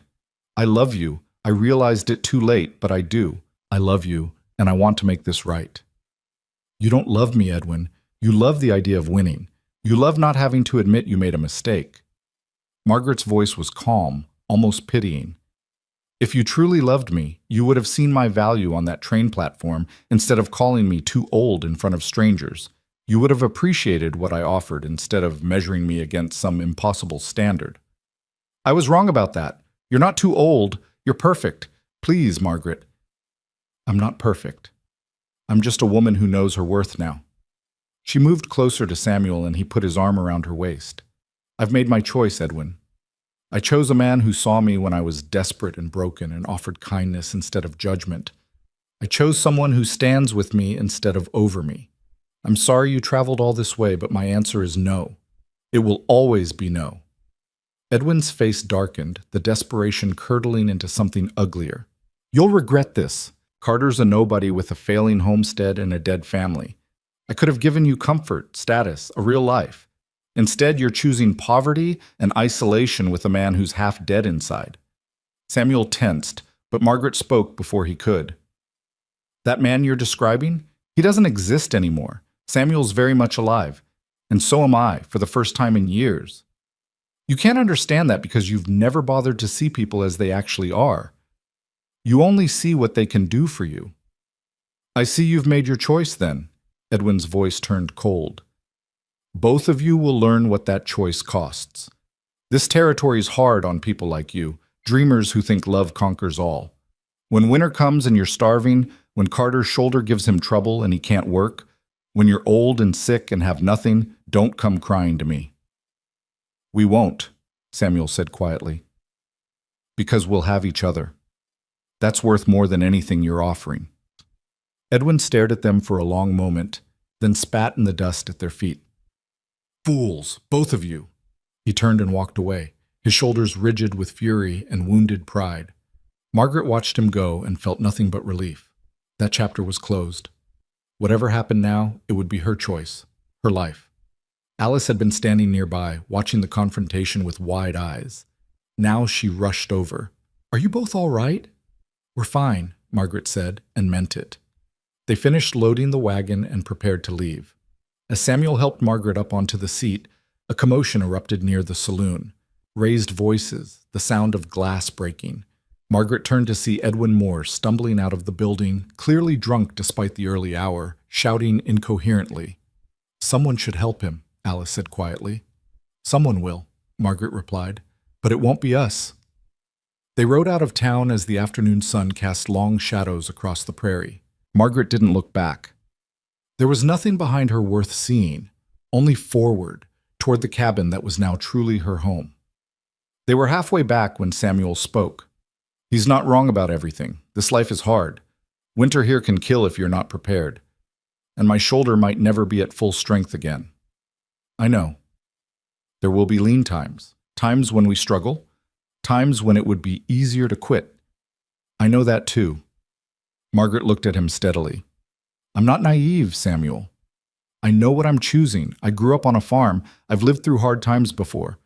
I'm not afraid of work or sacrifice or difficulty." "What are you afraid of?" The question made her pause. She considered it honestly. "I'm afraid of becoming invisible again, of being just an obligation or a burden, of losing myself in someone else's expectations." Samuel pulled the wagon to a stop and turned to face her fully. "Then hear me clearly, Margaret Carter. You are not invisible to me. You never will be. You're not an obligation or a burden. You're my partner, my equal, my choice. And I will spend every day of our life together making sure you know that." Tears spilled down Margaret's cheeks, not from sadness, but from the overwhelming relief of being truly seen, truly valued, truly chosen. Samuel pulled her close, and they held each other in the middle of the empty prairie while the horses stamped and the wind sang through the grass. When they finally arrived at the cabin, the sun was setting in brilliant streaks of orange and gold. Samuel carried Margaret over the threshold, carefully, mindful of his shoulder, and they both laughed at the traditional gesture made awkward by circumstance. Inside, the cabin glowed in the last light of day. It looked different to Margaret now, not just a shelter or a workplace, but a home. Their home. She moved through the familiar space with new eyes, seeing it as it would be. Curtains in the windows, rugs on the floor, shelves filled with books and small treasures. A life built piece by piece through their shared effort. "What are you thinking?" Samuel asked, watching her from the doorway. "I'm thinking about all the ways I could make this place beautiful. All the things we could build together." She turned to face him. "I'm thinking about the future, and for the first time in years, it doesn't frighten me." Samuel crossed the room and took her hands. "Build whatever you want. Dream as big as you can. We'll make it happen together." That night, they shared the cabin as husband and wife for the first time. There was tenderness in their coming together, a gentle exploration of two people who'd thought their chances for this kind of intimacy were long past. Margaret felt self-conscious about her aging body, the lines and softness that came with 52 years, but Samuel touched her with such reverence that her insecurities melted away. Afterward, lying in his arms in the darkness, listening to the familiar sounds of the prairie night, Margaret felt a completeness she'd never experienced before. With Thomas, it had been good, comfortable, and familiar. But this was different. This was two fully formed people choosing each other with clear eyes and open hearts. "I used to think love only happened once," she whispered, "that Thomas was my only chance. What do you think now?" "I think love comes when we're ready for it. Not when we're young and naive, but when we've been broken enough to appreciate being made whole." Samuel kissed the top of her head. "Then I'm grateful for every hard thing that brought us to this moment." The days following their marriage had a dreamlike quality. They worked together on the homestead, making improvements they'd discussed but not acted on before. Samuel built a proper chicken coop with Margaret's help, and she planted herbs near the cabin door. They talked about expanding the garden come spring, maybe adding a milk cow, building a proper porch where they could sit on summer evenings. But their peace was shattered 3 days before the scheduled dance when Alice arrived at the cabin unannounced, her face pale with worry. "Edwin's been drinking heavily," she said without preamble. "He's telling anyone who'll listen that you two humiliated him, that he's going to make you pay. Samuel, people are taking him seriously. Some men have started talking about riding out here, about teaching you a lesson for stealing his bride." Samuel's jaw tightened. "Let them come. This is my land, legally filed and paid for. I have every right to defend it. It's not about rights. It's about mob mentality and wounded pride." Alice looked at Margaret. "You should both come stay in town until this blows over. You could stay with Josephine. No. Margaret's voice was firm. We run now. We'll always be running. We stay, and we face whatever comes. Margaret, these men are dangerous when they're riled up. So am I. Margaret met Alice's worried gaze. I've been underestimated my whole life, Alice. By my daughter, by Edwin Moore, by everyone who looked at my gray hair and decided I was finished. I'm done running from other people's anger. Alice looked between them, saw the resolution in both their faces, and sighed. Then at least be prepared. I'll send word if I hear anything specific. After she left, Samuel checked his rifle and pistol, making sure both were loaded and ready. Margaret watched him, her stomach tight with anxiety, but her resolve unshaken. We could leave, Samuel said quietly. Start over somewhere else, somewhere no one knows us. And spend our whole lives looking over our shoulders? No. Margaret moved to stand beside him. This is our home. We defend it. That night, they lay awake in the darkness, both alert for sounds of approaching riders. But the hours passed quietly, and eventually exhaustion claimed them. The next morning brought not violence, but an unexpected visitor. The sheriff from Redemption, a grizzled man named Tom Bradley, who Margaret had never actually met, rode into their clearing alone. Samuel stepped out onto the porch, rifle in hand but not raised. Sheriff? Carter. Bradley dismounted slowly, hands visible. I came to talk, not cause trouble. May I? Samuel nodded, and the sheriff climbed the porch steps. Margaret joined them, wiping flour from her hands. Mrs. Carter, Bradley said with a nod of respect, congratulations on your marriage. Thank you. What brings you out here, Sheriff? Edwin Moore. Bradley removed his hat and turned it in his hands. He's been stirring up trouble in town, making threats. I wanted to warn you and see if you wanted to file a complaint. Against him for what? Talking? Samuel's voice was cautious. For assault. Alice Warren told me about what happened out here weeks ago. The shooting, the hired guns. That's serious business, Carter. Attempted murder, potentially. Margaret and Samuel exchanged glances. Pursuing charges would mean investigations, testimonies, possibly a trial. It would put their unconventional living arrangement under scrutiny, but it might also end the threat once and for all. Why are you offering this now? Samuel asked. Bradley sighed. Because Moore's getting dangerous. Last night he pulled a gun in the saloon, threatened to shoot any man who defended you. I can't arrest him for threats alone, but if you file charges for what happened before, I can lock him up legally. You believe our story? Margaret asked. Even though we're just two people living alone out here with no witnesses to back us up? Alice Warren witnessed the aftermath. She saw Carter's wound, and I've known Edwin Moore long enough to know he's got a mean streak. Bradley met her eyes. I believe you, Mrs. Carter. More importantly, I believe everyone deserves to feel safe in their own home. Samuel lowered the rifle completely. If we file charges, will it stick? Or will Moore's money get him out of it? Can't promise anything. But I'll do my job right, and that means making sure the law protects people, not just property. Margaret thought about Edwin's face when she'd rejected him, the cold fury in his eyes. She thought about the threat he represented, not just to them, but to anyone who didn't fit his vision of how the world should work. File the charges, she said firmly.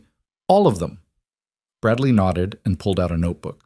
They spent the next hour recounting everything.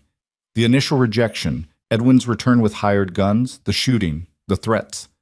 The sheriff wrote it all down carefully, asking questions, ensuring he had the details right. When he was done, he put away his notebook and stood. I'll arrest him today. There'll be a hearing, probably in 2 weeks. You'll both need to testify. We'll be there, Samuel said. After Bradley left, Margaret felt oddly lighter. They'd taken action instead of simply waiting for trouble to find them. Whatever happened now, they'd stood up and said this wasn't acceptable. The dance that Saturday came faster than expected.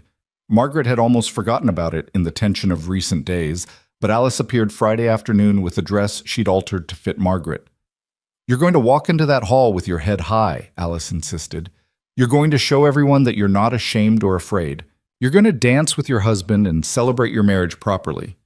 The dress was beautiful, deep blue with simple lines that flattered Margaret's figure.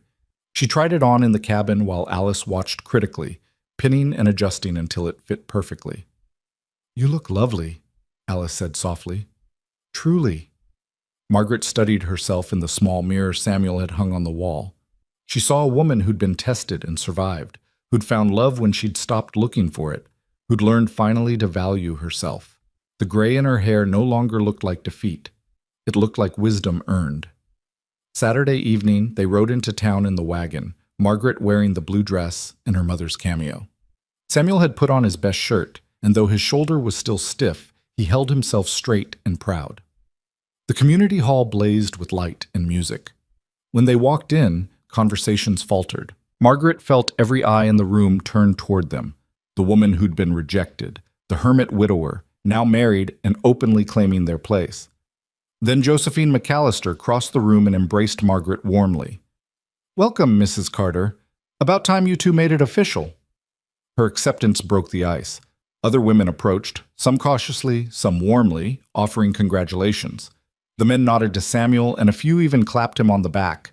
Not everyone was friendly, but enough were that Margaret felt the tight knot in her chest begin to ease. When the music started, Samuel led her onto the dance floor. His movements were careful because of his shoulder, and Margaret was self-conscious about her age and her rusty dancing skills. But as they moved together, everything else faded away. There was only the music, the warmth of his hand in hers, the look in his eyes that said she was the only person in the room who mattered. They danced 3 dances before Samuel's shoulder forced them to stop. They stood on the sidelines, watching others whirl past, Samuel's arm around Margaret's waist. "Happy?" he asked. "Very. No regrets?" Margaret thought about the woman who'd stepped off the train in humiliation, about Edwin Moore's cruel rejection, about all the twisting paths that had brought her to this moment. Not one. The evening wore on, and Margaret found herself actually enjoying the social interaction. Women asked about the homestead, about her plans for the garden, about how she'd learned to make bread over a wood fire. Men discussed cattle and weather with Samuel, including him in their conversations in a way they never had before. Then the hall door opened and Edwin Moore walked in. He was drunk, visibly swaying, his clothes disheveled and his eyes wild. The music stopped. Conversations died. Everyone turned to stare as he stood in the doorway, his gaze finding Margaret and fixing on her with terrible intensity. "There she is," he slurred, "the woman who destroyed my life." Sheriff Bradley stepped forward from where he'd been standing near the refreshment table. "Moore, you're drunk. Time to go home." "Not until she hears what I have to say." Edwin lurched forward, and people moved out of his path. "I loved you, Margaret. I came back for you. I was willing to overlook your age, your worn-out body, everything, and you threw it back in my face for a broken-down widower with a bullet hole in him." Samuel moved to step between them, but Margaret touched his arm, stopping him. This was her fight. "You didn't love me, Edwin," she said clearly, her voice carrying through the silent hall. "You loved the idea of winning. You loved not having to admit you made a mistake. But you never loved me because you never actually saw me. I saw you perfectly. An old woman desperate enough to travel hundreds of miles for a stranger. A woman nobody else wanted. You're right. I was desperate. I was lonely and afraid and willing to settle for someone who'd made it clear I was a last resort." Margaret stepped forward, her voice steady. "But I'm not that woman anymore. I found someone who values me, someone who sees me as a partner, not a servant or a possession. You had your chance, Edwin. You threw it away when you chose cruelty over kindness. You'll regret this." Spittle flew from his lips. "Both of you will. Edwin Moore, you're under arrest for assault with a deadly weapon and attempted murder." Sheriff Bradley's voice cut through the ranting. "I'm taking you in right now. You can't arrest me. I'm a landowner, a respected—" "You're a man who shot an unarmed person on his own property with witnesses. Come quietly, or I'll add resisting arrest to the charges." 2 deputies Margaret hadn't noticed before stepped forward and took Edwin's arms.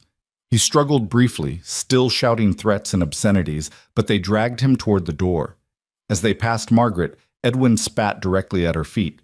Samuel tensed, but the deputies were already pulling Edwin out into the night. The door closed behind them, cutting off his curses. The hall was silent. Then Alice began to clap. Josephine joined her, and slowly others did too, not everyone, but enough. A recognition that Margaret had stood her ground, that she'd spoken truth to someone who'd tried to diminish her, that she'd refused to be cowed by his rage or his threats. Reverend Philip stepped forward and gestured to the musicians. I believe we were having a celebration. No reason to let one man's bitterness ruin it. Play on. The music resumed, tentatively at first, then with growing confidence. People returned to dancing, to talking, to the business of community. Margaret felt Samuel's hand find hers and squeeze gently. You were magnificent, he murmured. I was honest. That's all. That's everything. They stayed until the end of the dance, accepting congratulations and good wishes from people who'd dismissed Margaret as irrelevant just weeks before. When they finally climbed into the wagon for the ride home, the stars were brilliant overhead, and the air was cool with the promise of autumn. Things will be different now, Samuel said as they rolled through the darkness. People saw us tonight, really saw us. We're not just the hermit and the rejected bride anymore. No, Margaret agreed. We're just ourselves, and that's enough. The cabin welcomed them back with its familiar warmth. They prepared for bed in comfortable silence, and as Margaret brushed out her hair, she caught Samuel watching her in the mirror. What? She asked. Just thinking how lucky I am, how close I came to missing this. We both did. What? She set down the brush and turned to face him. But we didn't. We found each other, and whatever comes next, we'll face it together. Samuel pulled her close, and they stood in the lamplight of their cabin. Two people who'd been told their best years were behind them, who'd believed they were finished with hope and possibility, who'd discovered that sometimes the most important chapters of life come not at the beginning, but in the middle of the story when you've learned enough to appreciate what you're being given. Outside, the prairie wind sang its endless song, and somewhere in the darkness, the future waited, uncertain, challenging, full of both hardship and joy. But Margaret Carter wasn't afraid anymore. She had love, she had purpose, and she had finally, completely, found herself. That was worth every hard mile that had brought her here. The week following Edwin's arrest passed with an odd mixture of calm and tension. Margaret and Samuel returned to their routines, tending the animals, working the land, sharing meals and conversation, but always with an awareness that the final confrontation was still to come. The hearing loomed ahead, a reckoning that would determine not just Edwin's fate, but in some ways their own standing in the community. Sheriff Bradley visited twice more, once to take additional statements, and once to warn them that Edwin had hired a lawyer from Denver, a slick-talking man known for getting wealthy clients out of trouble. Don't let it worry you, Bradley said, though his expression suggested he was worried enough for all of them. Truth is truth, and we've got it on our side. The morning of the hearing arrived cold and bright, autumn asserting itself with frost on the grass and a sharp wind that cut through even heavy clothing. Margaret dressed in her blue dress again, the one she'd worn to the dance, and pinned her mother's cameo at her throat like armor. Samuel wore his good shirt despite the difficulty of getting it over his still healing shoulder. He moved stiffly, and Margaret noticed him wince when he thought she wasn't looking. We could ask for a postponement, she said as they prepared to leave. Give your shoulder more time. No, I want this finished. He checked the rifle one last time before leaving it behind. They wouldn't be allowed weapons in the courthouse anyway. Whatever happens today, we face it and move forward. The ride into town was quiet, both of them lost in their own thoughts. Margaret watched the familiar landscape roll past and thought about how much had changed since that first humiliating day on the train platform. She'd been a different person then, smaller, more afraid, willing to accept crumbs because she believed that was all she deserved. Now she knew better. Redemption's courthouse was the largest building in town, a two-story structure that also served as the mayor's office and the land registry. A crowd had gathered outside, more people than Margaret would have expected for a simple hearing. She recognized faces from the dance, from the general store, from her few trips to town. Some looked curious, some sympathetic, some openly hostile. Alice pushed through the crowd and grabbed Margaret's hand. I'm so glad you're here. Half the town is talking about this. Some people are saying Edwin's the victim, that you two conspired to trap him. Let them say what they want, Margaret replied, though her stomach churned. We know the truth. Inside, the courtroom was packed. Judge Harrison presided, a stern-faced man in his 60s with a reputation for fairness but no tolerance for foolishness. Edwin sat at the front with his lawyer, a sharp-dressed man who looked supremely confident. Edwin himself had cleaned up since the dance, but Margaret could see the tremor in his hands, the sallow cast to his skin that spoke of too much drinking and too little sleep. Sheriff Bradley gestured for Margaret and Samuel to sit in the front row on the opposite side. As they took their seats, Edwin's eyes found Margaret, and the hatred in them was so pure it made her breath catch. This wasn't about love or loss anymore, if it ever had been. This was about a man whose ego couldn't survive being rejected, whose sense of entitlement had curdled into something poisonous. Judge Harrison called the hearing to order with a sharp rap of his gavel. We're here to determine if there's sufficient cause to charge Edwin Moore with assault with a deadly weapon and attempted murder. Sheriff Bradley, present your case. Bradley stood and laid out the facts methodically. The confrontation at the cabin, the hired guns, the shooting of Samuel Carter, the threats made afterward. He called Alice Warren first to testify about Samuel's wound and Margaret's condition when she'd ridden out to check on them. Alice spoke clearly, describing the blood-soaked bandages and Samuel's weakened state. There's no question he was shot, Your Honor. The wound was fresh and Mrs. Carter had been caring for him for days. Edwin's lawyer, a man named Cartwright, cross-examined her sharply. But you didn't actually witness the shooting, did you, Miss Warren? No, but... So you can't say definitively who fired the weapon or under what circumstances? The circumstances were that Mr. Moore brought armed men to threaten... That's speculation, not evidence. Cartwright smiled coolly. No further questions. Samuel was called next. He walked to the stand with careful dignity, his injured shoulder obvious in the way he held himself. Bradley took him through the events of that day. Edwin's arrival with 3 hired men, the threats, the violence. And then one of them drew a pistol and shot me, Samuel said, his voice steady. Hit me right here. He touched his shoulder. I was unarmed. Margaret and I were standing on our own property, and they attacked us. Cartwright rose for cross-examination, his expression almost bored. Mr. Carter, you've been living alone for 5 years, is that correct? Yes. And then Mrs. Mrs. Carter now, came to live with you, a woman you barely knew. Wasn't that unusual? She worked for me. I needed help with the homestead. And she slept where exactly? Samuel's jaw tightened. In the cabin. While you slept? In the barn at first, then in the cabin after we married. But before you married, you two were living together, unchaperoned, in an isolated cabin. Cartwright let the implication hang. Some might say that's improper. Some might even say you conspired to steal my client's intended bride. Objection, Bradley said sharply. Mrs. Carter was never Mr. Moore's bride. He rejected her publicly and cruelly. Sustained, Judge Harrison said. Mr. Cartwright, stick to relevant questions. But the damage was done. Margaret could see it in the faces of the spectators, the raised eyebrows, the knowing looks, the whispers. They were being painted as the villains, the schemers, while Edwin was the wronged party. Margaret was called last. She walked to the stand with her head high, refusing to show the fear churning in her stomach. Bradley's questions were straightforward. What happened that day? What threats were made? What she witnessed? She answered clearly, describing Edwin's arrival, the hired guns, the escalating violence. One of the men tried to grab me. I defended myself. Then his associate shot Samuel without provocation or warning. We were on our own land, threatening no one. Then Cartwright stood for his cross-examination, and Margaret steeled herself. Mrs. Carter, you came to redemption as a mail-order bride, correct? Yes. Specifically to marry my client, Edwin Moore. That was the arrangement, yes. An arrangement you broke when you instead took up with Mr. Samuel Carter. Mr. Moore broke the arrangement when he rejected me on the train platform and called me too old to be useful. Cartwright smiled as if she'd proven his point.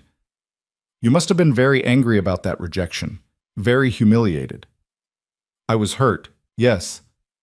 Angry enough to want revenge? To conspire with another man to make my client look foolish? Margaret felt fury rise in her chest, but she kept her voice level. I wanted work, and a place to live. Mr. Carter offered both without conditions or expectations. There was no conspiracy, Mr. Cartwright. Just two lonely people who found companionship. Companionship. Cartwright made the word sound sordid. Is that what you call living in sin with a man you'd just met? We weren't living in sin. We were employer and employee, and then we fell in love and married properly.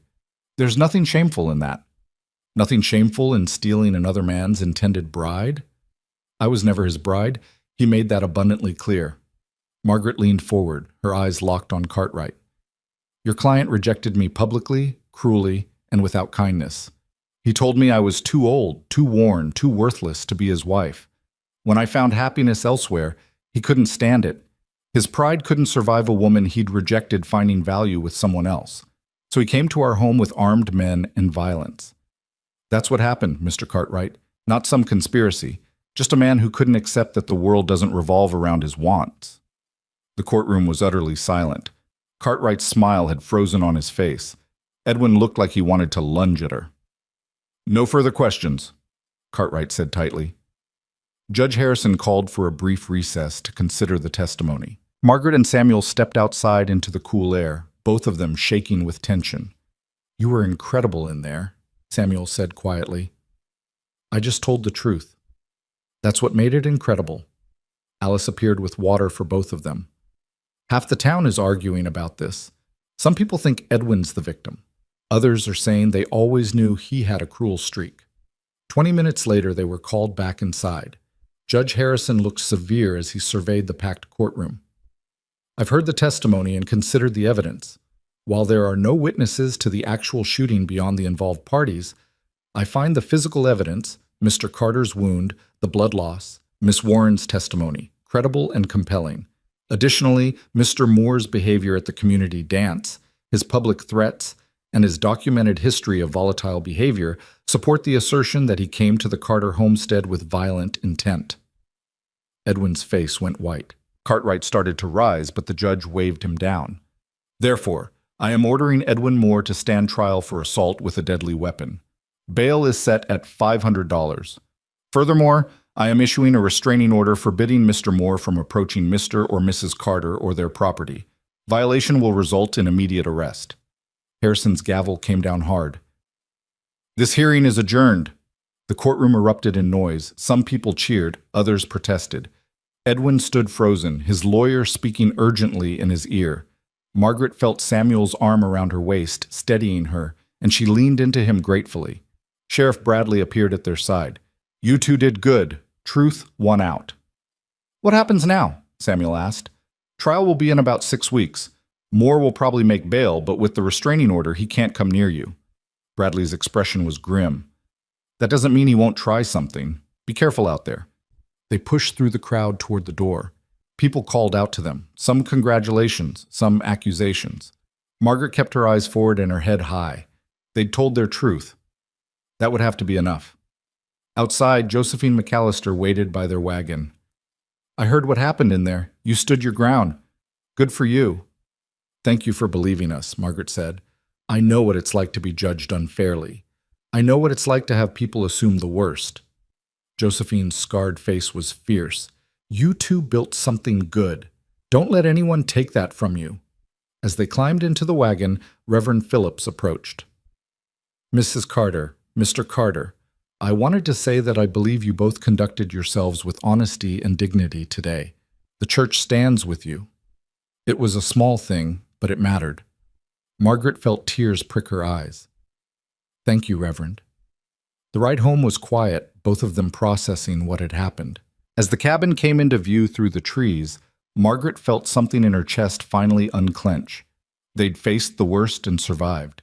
Edwin would stand trial, and whether he was convicted or not, the truth was now public record. That night, they sat together on the porch steps, watching the sunset paint the sky in shades of gold and crimson. Samuel's arm was around Margaret's shoulders, and she leaned into his warmth. Do you think he'll be convicted? She asked. I don't know. Rich men have a way of escaping consequences. Samuel's voice was calm, accepting. But it doesn't matter as much as I thought it would. We told our truth. We stood together. That's what matters. I keep thinking about what that lawyer said, about us living in sin, about conspiracy. Margaret's voice was quiet. Part of me wonders if people will always see us that way. Some will. Some people need villains to make sense of the world. Samuel turned her face toward him gently. But the people who matter, Alice, Josephine, Reverend Phillips, Sheriff Bradley, they see us for what we are. Two people who found each other and chose love. That's not a sin, Margaret. That's a miracle. She kissed him then, soft and lingering, and felt the last of her fear dissolve. Whatever came next, they would face it together. The weeks leading up to the trial passed in a strange mixture of peace and anticipation. Samuel's shoulder continued to heal, though it would never have its full strength again. Margaret expanded the garden, planning for spring planting even as autumn deepened. They worked together on winterizing the cabin, chinkling gaps in the logs, reinforcing the roof, laying in supplies. Alice visited regularly, bringing news from town. Edwin had made bail and was living in a hotel, drinking heavily and making increasingly wild accusations. His ranch had been sold, and rumor had it he was running out of money fast. People are starting to turn on him, Alice reported on one visit. The more he drinks and rants, the less credible he seems. Even his supporters are getting tired of it. The trial, when it finally came, was almost anticlimactic. Cartwright tried every trick he could, but the evidence was damning. Samuel's scar, medical testimony about the wound, statements from the hired guns who'd been tracked down and offered immunity for testimony. One of them, the man called Briggs, admitted that Edwin had specifically ordered them to rough up the Carters and teach them a lesson. The jury deliberated for less than 2 hours before returning a guilty verdict on the assault charge. The attempted murder charge was reduced to reckless endangerment, but it was enough. Edwin Moore was sentenced to 3 years in territorial prison and ordered to pay restitution to Samuel for medical expenses and lost work. Margaret watched Edwin's face as the sentence was read. She expected rage, defiance, threats. Instead, she saw only a broken man, hollow-eyed and diminished, all his arrogance finally stripped away. For a moment, she almost felt pity. Then she remembered his cruelty on that platform, his violence at their cabin, his attempts to destroy what she and Samuel had built. Her pity evaporated. Justice, she thought, didn't always feel satisfying, but it felt right. 3 weeks after the trial, as winter began to settle over the prairie with its first serious snowfall, Margaret received an unexpected letter. The postmark was from back east, from her daughter Catherine. She opened it with trembling hands, not sure what to expect. The letter was short and stilted, clearly difficult for Catherine to write. She acknowledged receiving Margaret's letter about the marriage, expressed surprise but tentative support, and mentioned that perhaps when spring came, she might visit with the children to meet their new step-grandfather. It wasn't warm. It wasn't the enthusiastic embrace Margaret might have hoped for, but it was something, a small bridge being built across the distance that had grown between them. She wants to visit in the spring, Margaret told Samuel that evening, her voice catching. Samuel pulled her close. Then we'll make her welcome. Show her the life you've built. Show her the woman you've become. What if she doesn't approve? What if she thinks I've lost my mind, marrying a stranger and living out here in the middle of nowhere? Then she'll see that you're happy anyway, that you don't need her approval to live your life. He kissed the top of her head. You're not the same woman who left her daughter's house feeling like a burden, Margaret. You're stronger now, free. He was right. She was free. Free from the need to make herself small, free from the belief that her value was tied to her youth or her usefulness to others, free to simply be herself in all her complicated, aging, imperfect glory. Winter deepened, and the cabin became a warm haven against the cold world outside. Margaret and Samuel settled into the rhythms of married life, small routines that built intimacy, quiet evenings by the fire, shared work, and shared dreams. One evening in late December, as snow fell softly outside and firelight flickered across the walls, Margaret found herself thinking about that desperate woman who'd stepped off the train months ago. "What are you smiling about?" Samuel asked from his chair where he was mending a bridle. "I was just thinking about the day I arrived, how certain I was that my life was over, that I'd reached the end of anything that mattered. And now? Now I know that sometimes endings are really beginnings in disguise. Sometimes the worst thing that happens to you opens the door to the best thing. She set down her sewing and crossed to sit on the arm of his chair. Edwin Moore rejecting me was the best thing that could have happened. If he'd accepted me, I'd have spent the rest of my life trying to be useful enough to justify my existence. Instead, I found someone who values me for exactly who I am. Samuel set aside the bridle and pulled her down into his lap, careful of his shoulder. You know what I think? I think you would have figured out your worth eventually, with or without me. You're too strong not to. I just got lucky enough to be here when you did. They sat together in the firelight, two people who'd traveled such different paths to reach this same place. Outside, the wind howled and snow piled against the windows, but inside was warmth and safety and the quiet contentment of knowing you're exactly where you belong. Spring came eventually, as it always does.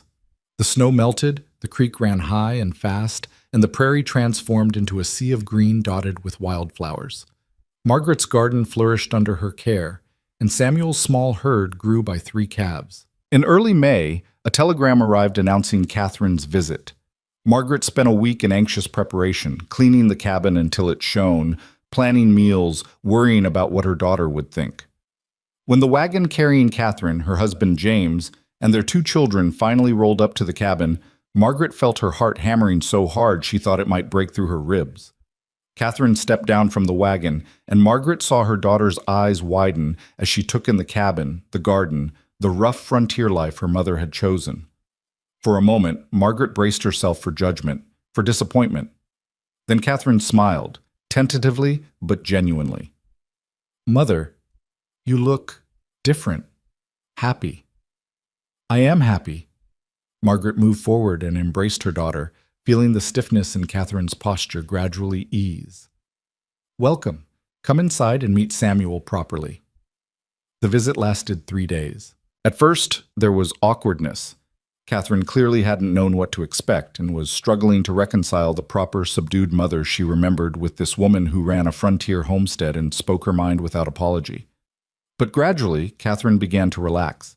She watched Margaret and Samuel work together with easy partnership, saw the way they communicated with glances and small gestures, witnessed the quiet affection between them. She helped in the garden and admitted almost reluctantly that her mother seemed more alive than she'd been in years. On the last evening, after the children were asleep and James had retired early, Catherine and Margaret sat together on the porch while Samuel tended to evening chores in the barn. "I owe you an apology," Catherine said quietly. "After Father died, I thought I was doing the right thing by taking you in. But I made you feel like a burden. Like you were just there because I had to do my duty. You were young and starting your own family, I understand. No, that's not an excuse. I should have seen that you were grieving, that you needed purpose, not just a corner to exist in." Catherine's eyes were bright with unshed tears. "When you left, part of me was relieved, and I've felt guilty about that every day since." Margaret reached for her daughter's hand. "You don't have to feel guilty. We both did what we needed to do. You built your life, and I found mine." "Do you really love him, Samuel?" "More than I thought possible at my age. More than I believed I deserved." Margaret smiled. "He sees me, Catherine. Not as a mother or a duty or a convenience, just as me, and that's worth more than comfort or convenience or anything else." Catherine squeezed her hand. "Then I'm happy for you, Mother. Truly." The next morning, as Catherine's family prepared to leave, the children hugged Margaret enthusiastically and demanded promises that they could visit again. James shook Samuel's hand with genuine respect, and Catherine embraced her mother tightly. "Write to me," she whispered. "Tell me about your life here. I want to know." "I will," Margaret promised. She and Samuel stood together watching the wagon disappear into the distance, carrying her daughter back to her own life while Margaret remained in hers. "Are you all right?" Samuel asked. "Better than all right. For the first time, Catherine and I met as equals, not mother and child, not burden and caretaker, but 2 women who love each other and respect each other's choices." Margaret turned to face him.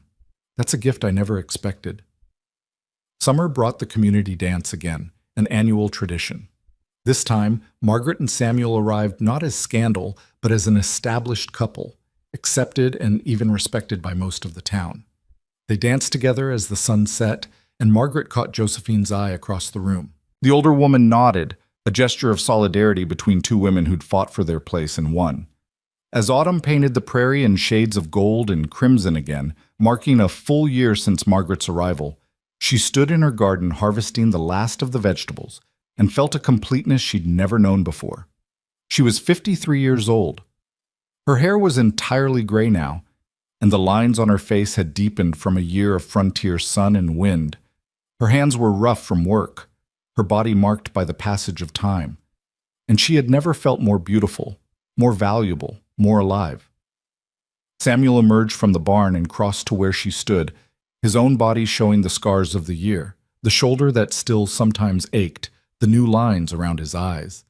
They were both marked by survival, by struggle, by the simple fact of living. "What are you thinking?" he asked, slipping his arms around her waist from behind. "I'm thinking about that woman who stepped off the train a year ago. How lost she was. How certain she was that her life was over. And what would you tell her if you could?"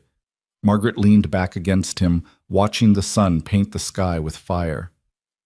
"I'd tell her to hold on, that the rejection that feels like the end is actually the beginning, that she's about to discover she was never too old for love or hope or second chances, that the best chapter of her life is about to start, and all she has to do is be brave enough to claim it." Would she believe you? Probably not, but she'd find out soon enough. Margaret turned in his arms to face him. "We did it, Samuel. We built something real and good from nothing but determination and hope." "No," he corrected gently. "We built something real and good from seeing each other clearly, from choosing each other every day, from refusing to accept the world's judgment of our worth." As darkness fell and stars began to appear overhead, they walked back to the cabin hand in hand. Smoke rose from the chimney, promising warmth and supper and the simple comfort of home. Tomorrow would bring work and challenges and the endless demands of frontier life. But tonight, there was only this: two people who'd been broken and discarded, who'd found each other in the aftermath of loss and rejection, who'd built a love that didn't depend on youth or beauty or society's approval. A love that was strong precisely because it had been forged in fire. Margaret Carter stood in the doorway of her cabin and looked at the life she'd built, not despite being 53, but because of everything those 53 years had taught her. She'd learned that worthiness doesn't diminish with age, that love doesn't expire, that the most profound transformations often come in the least expected moments. She'd learned that she was enough. And in the end, that was the greatest gift of all, not the cabin or the land or even Samuel's love, precious as it was. The greatest gift was discovering her own value, learning to see herself as worthy not because of what she could do for others, but simply because she existed. "Ready to come inside?" Samuel asked from behind her. "Yes," Margaret said, and stepped over the threshold into warmth and light and home. "I'm ready." The door closed softly behind them, shutting out the darkness and the cold. And if somewhere in the distance a train whistle called across the prairie, carrying other desperate people toward uncertain futures, Margaret didn't hear it. She was exactly where she belonged, living the life she'd chosen, loved for exactly who she was. Too old? The woman who'd believed that lie was gone. In her place stood someone stronger, wiser, freer than she'd ever been at 20 or 30 or 40. In her place stood Margaret Carter, who'd learned that the story of your life isn't over until you decide it is. And sometimes, the best chapters come long after you've stopped expecting them. The fire crackled in the hearth. Supper filled the cabin with good smells. Samuel's hand found hers across the table, and Margaret smiled, knowing that tomorrow and all the tomorrows after would be built on this foundation of truth and choice and hard-won love. The beginning had been painful. The middle had been uncertain. But the ending, this ending that was really just another beginning, was exactly right.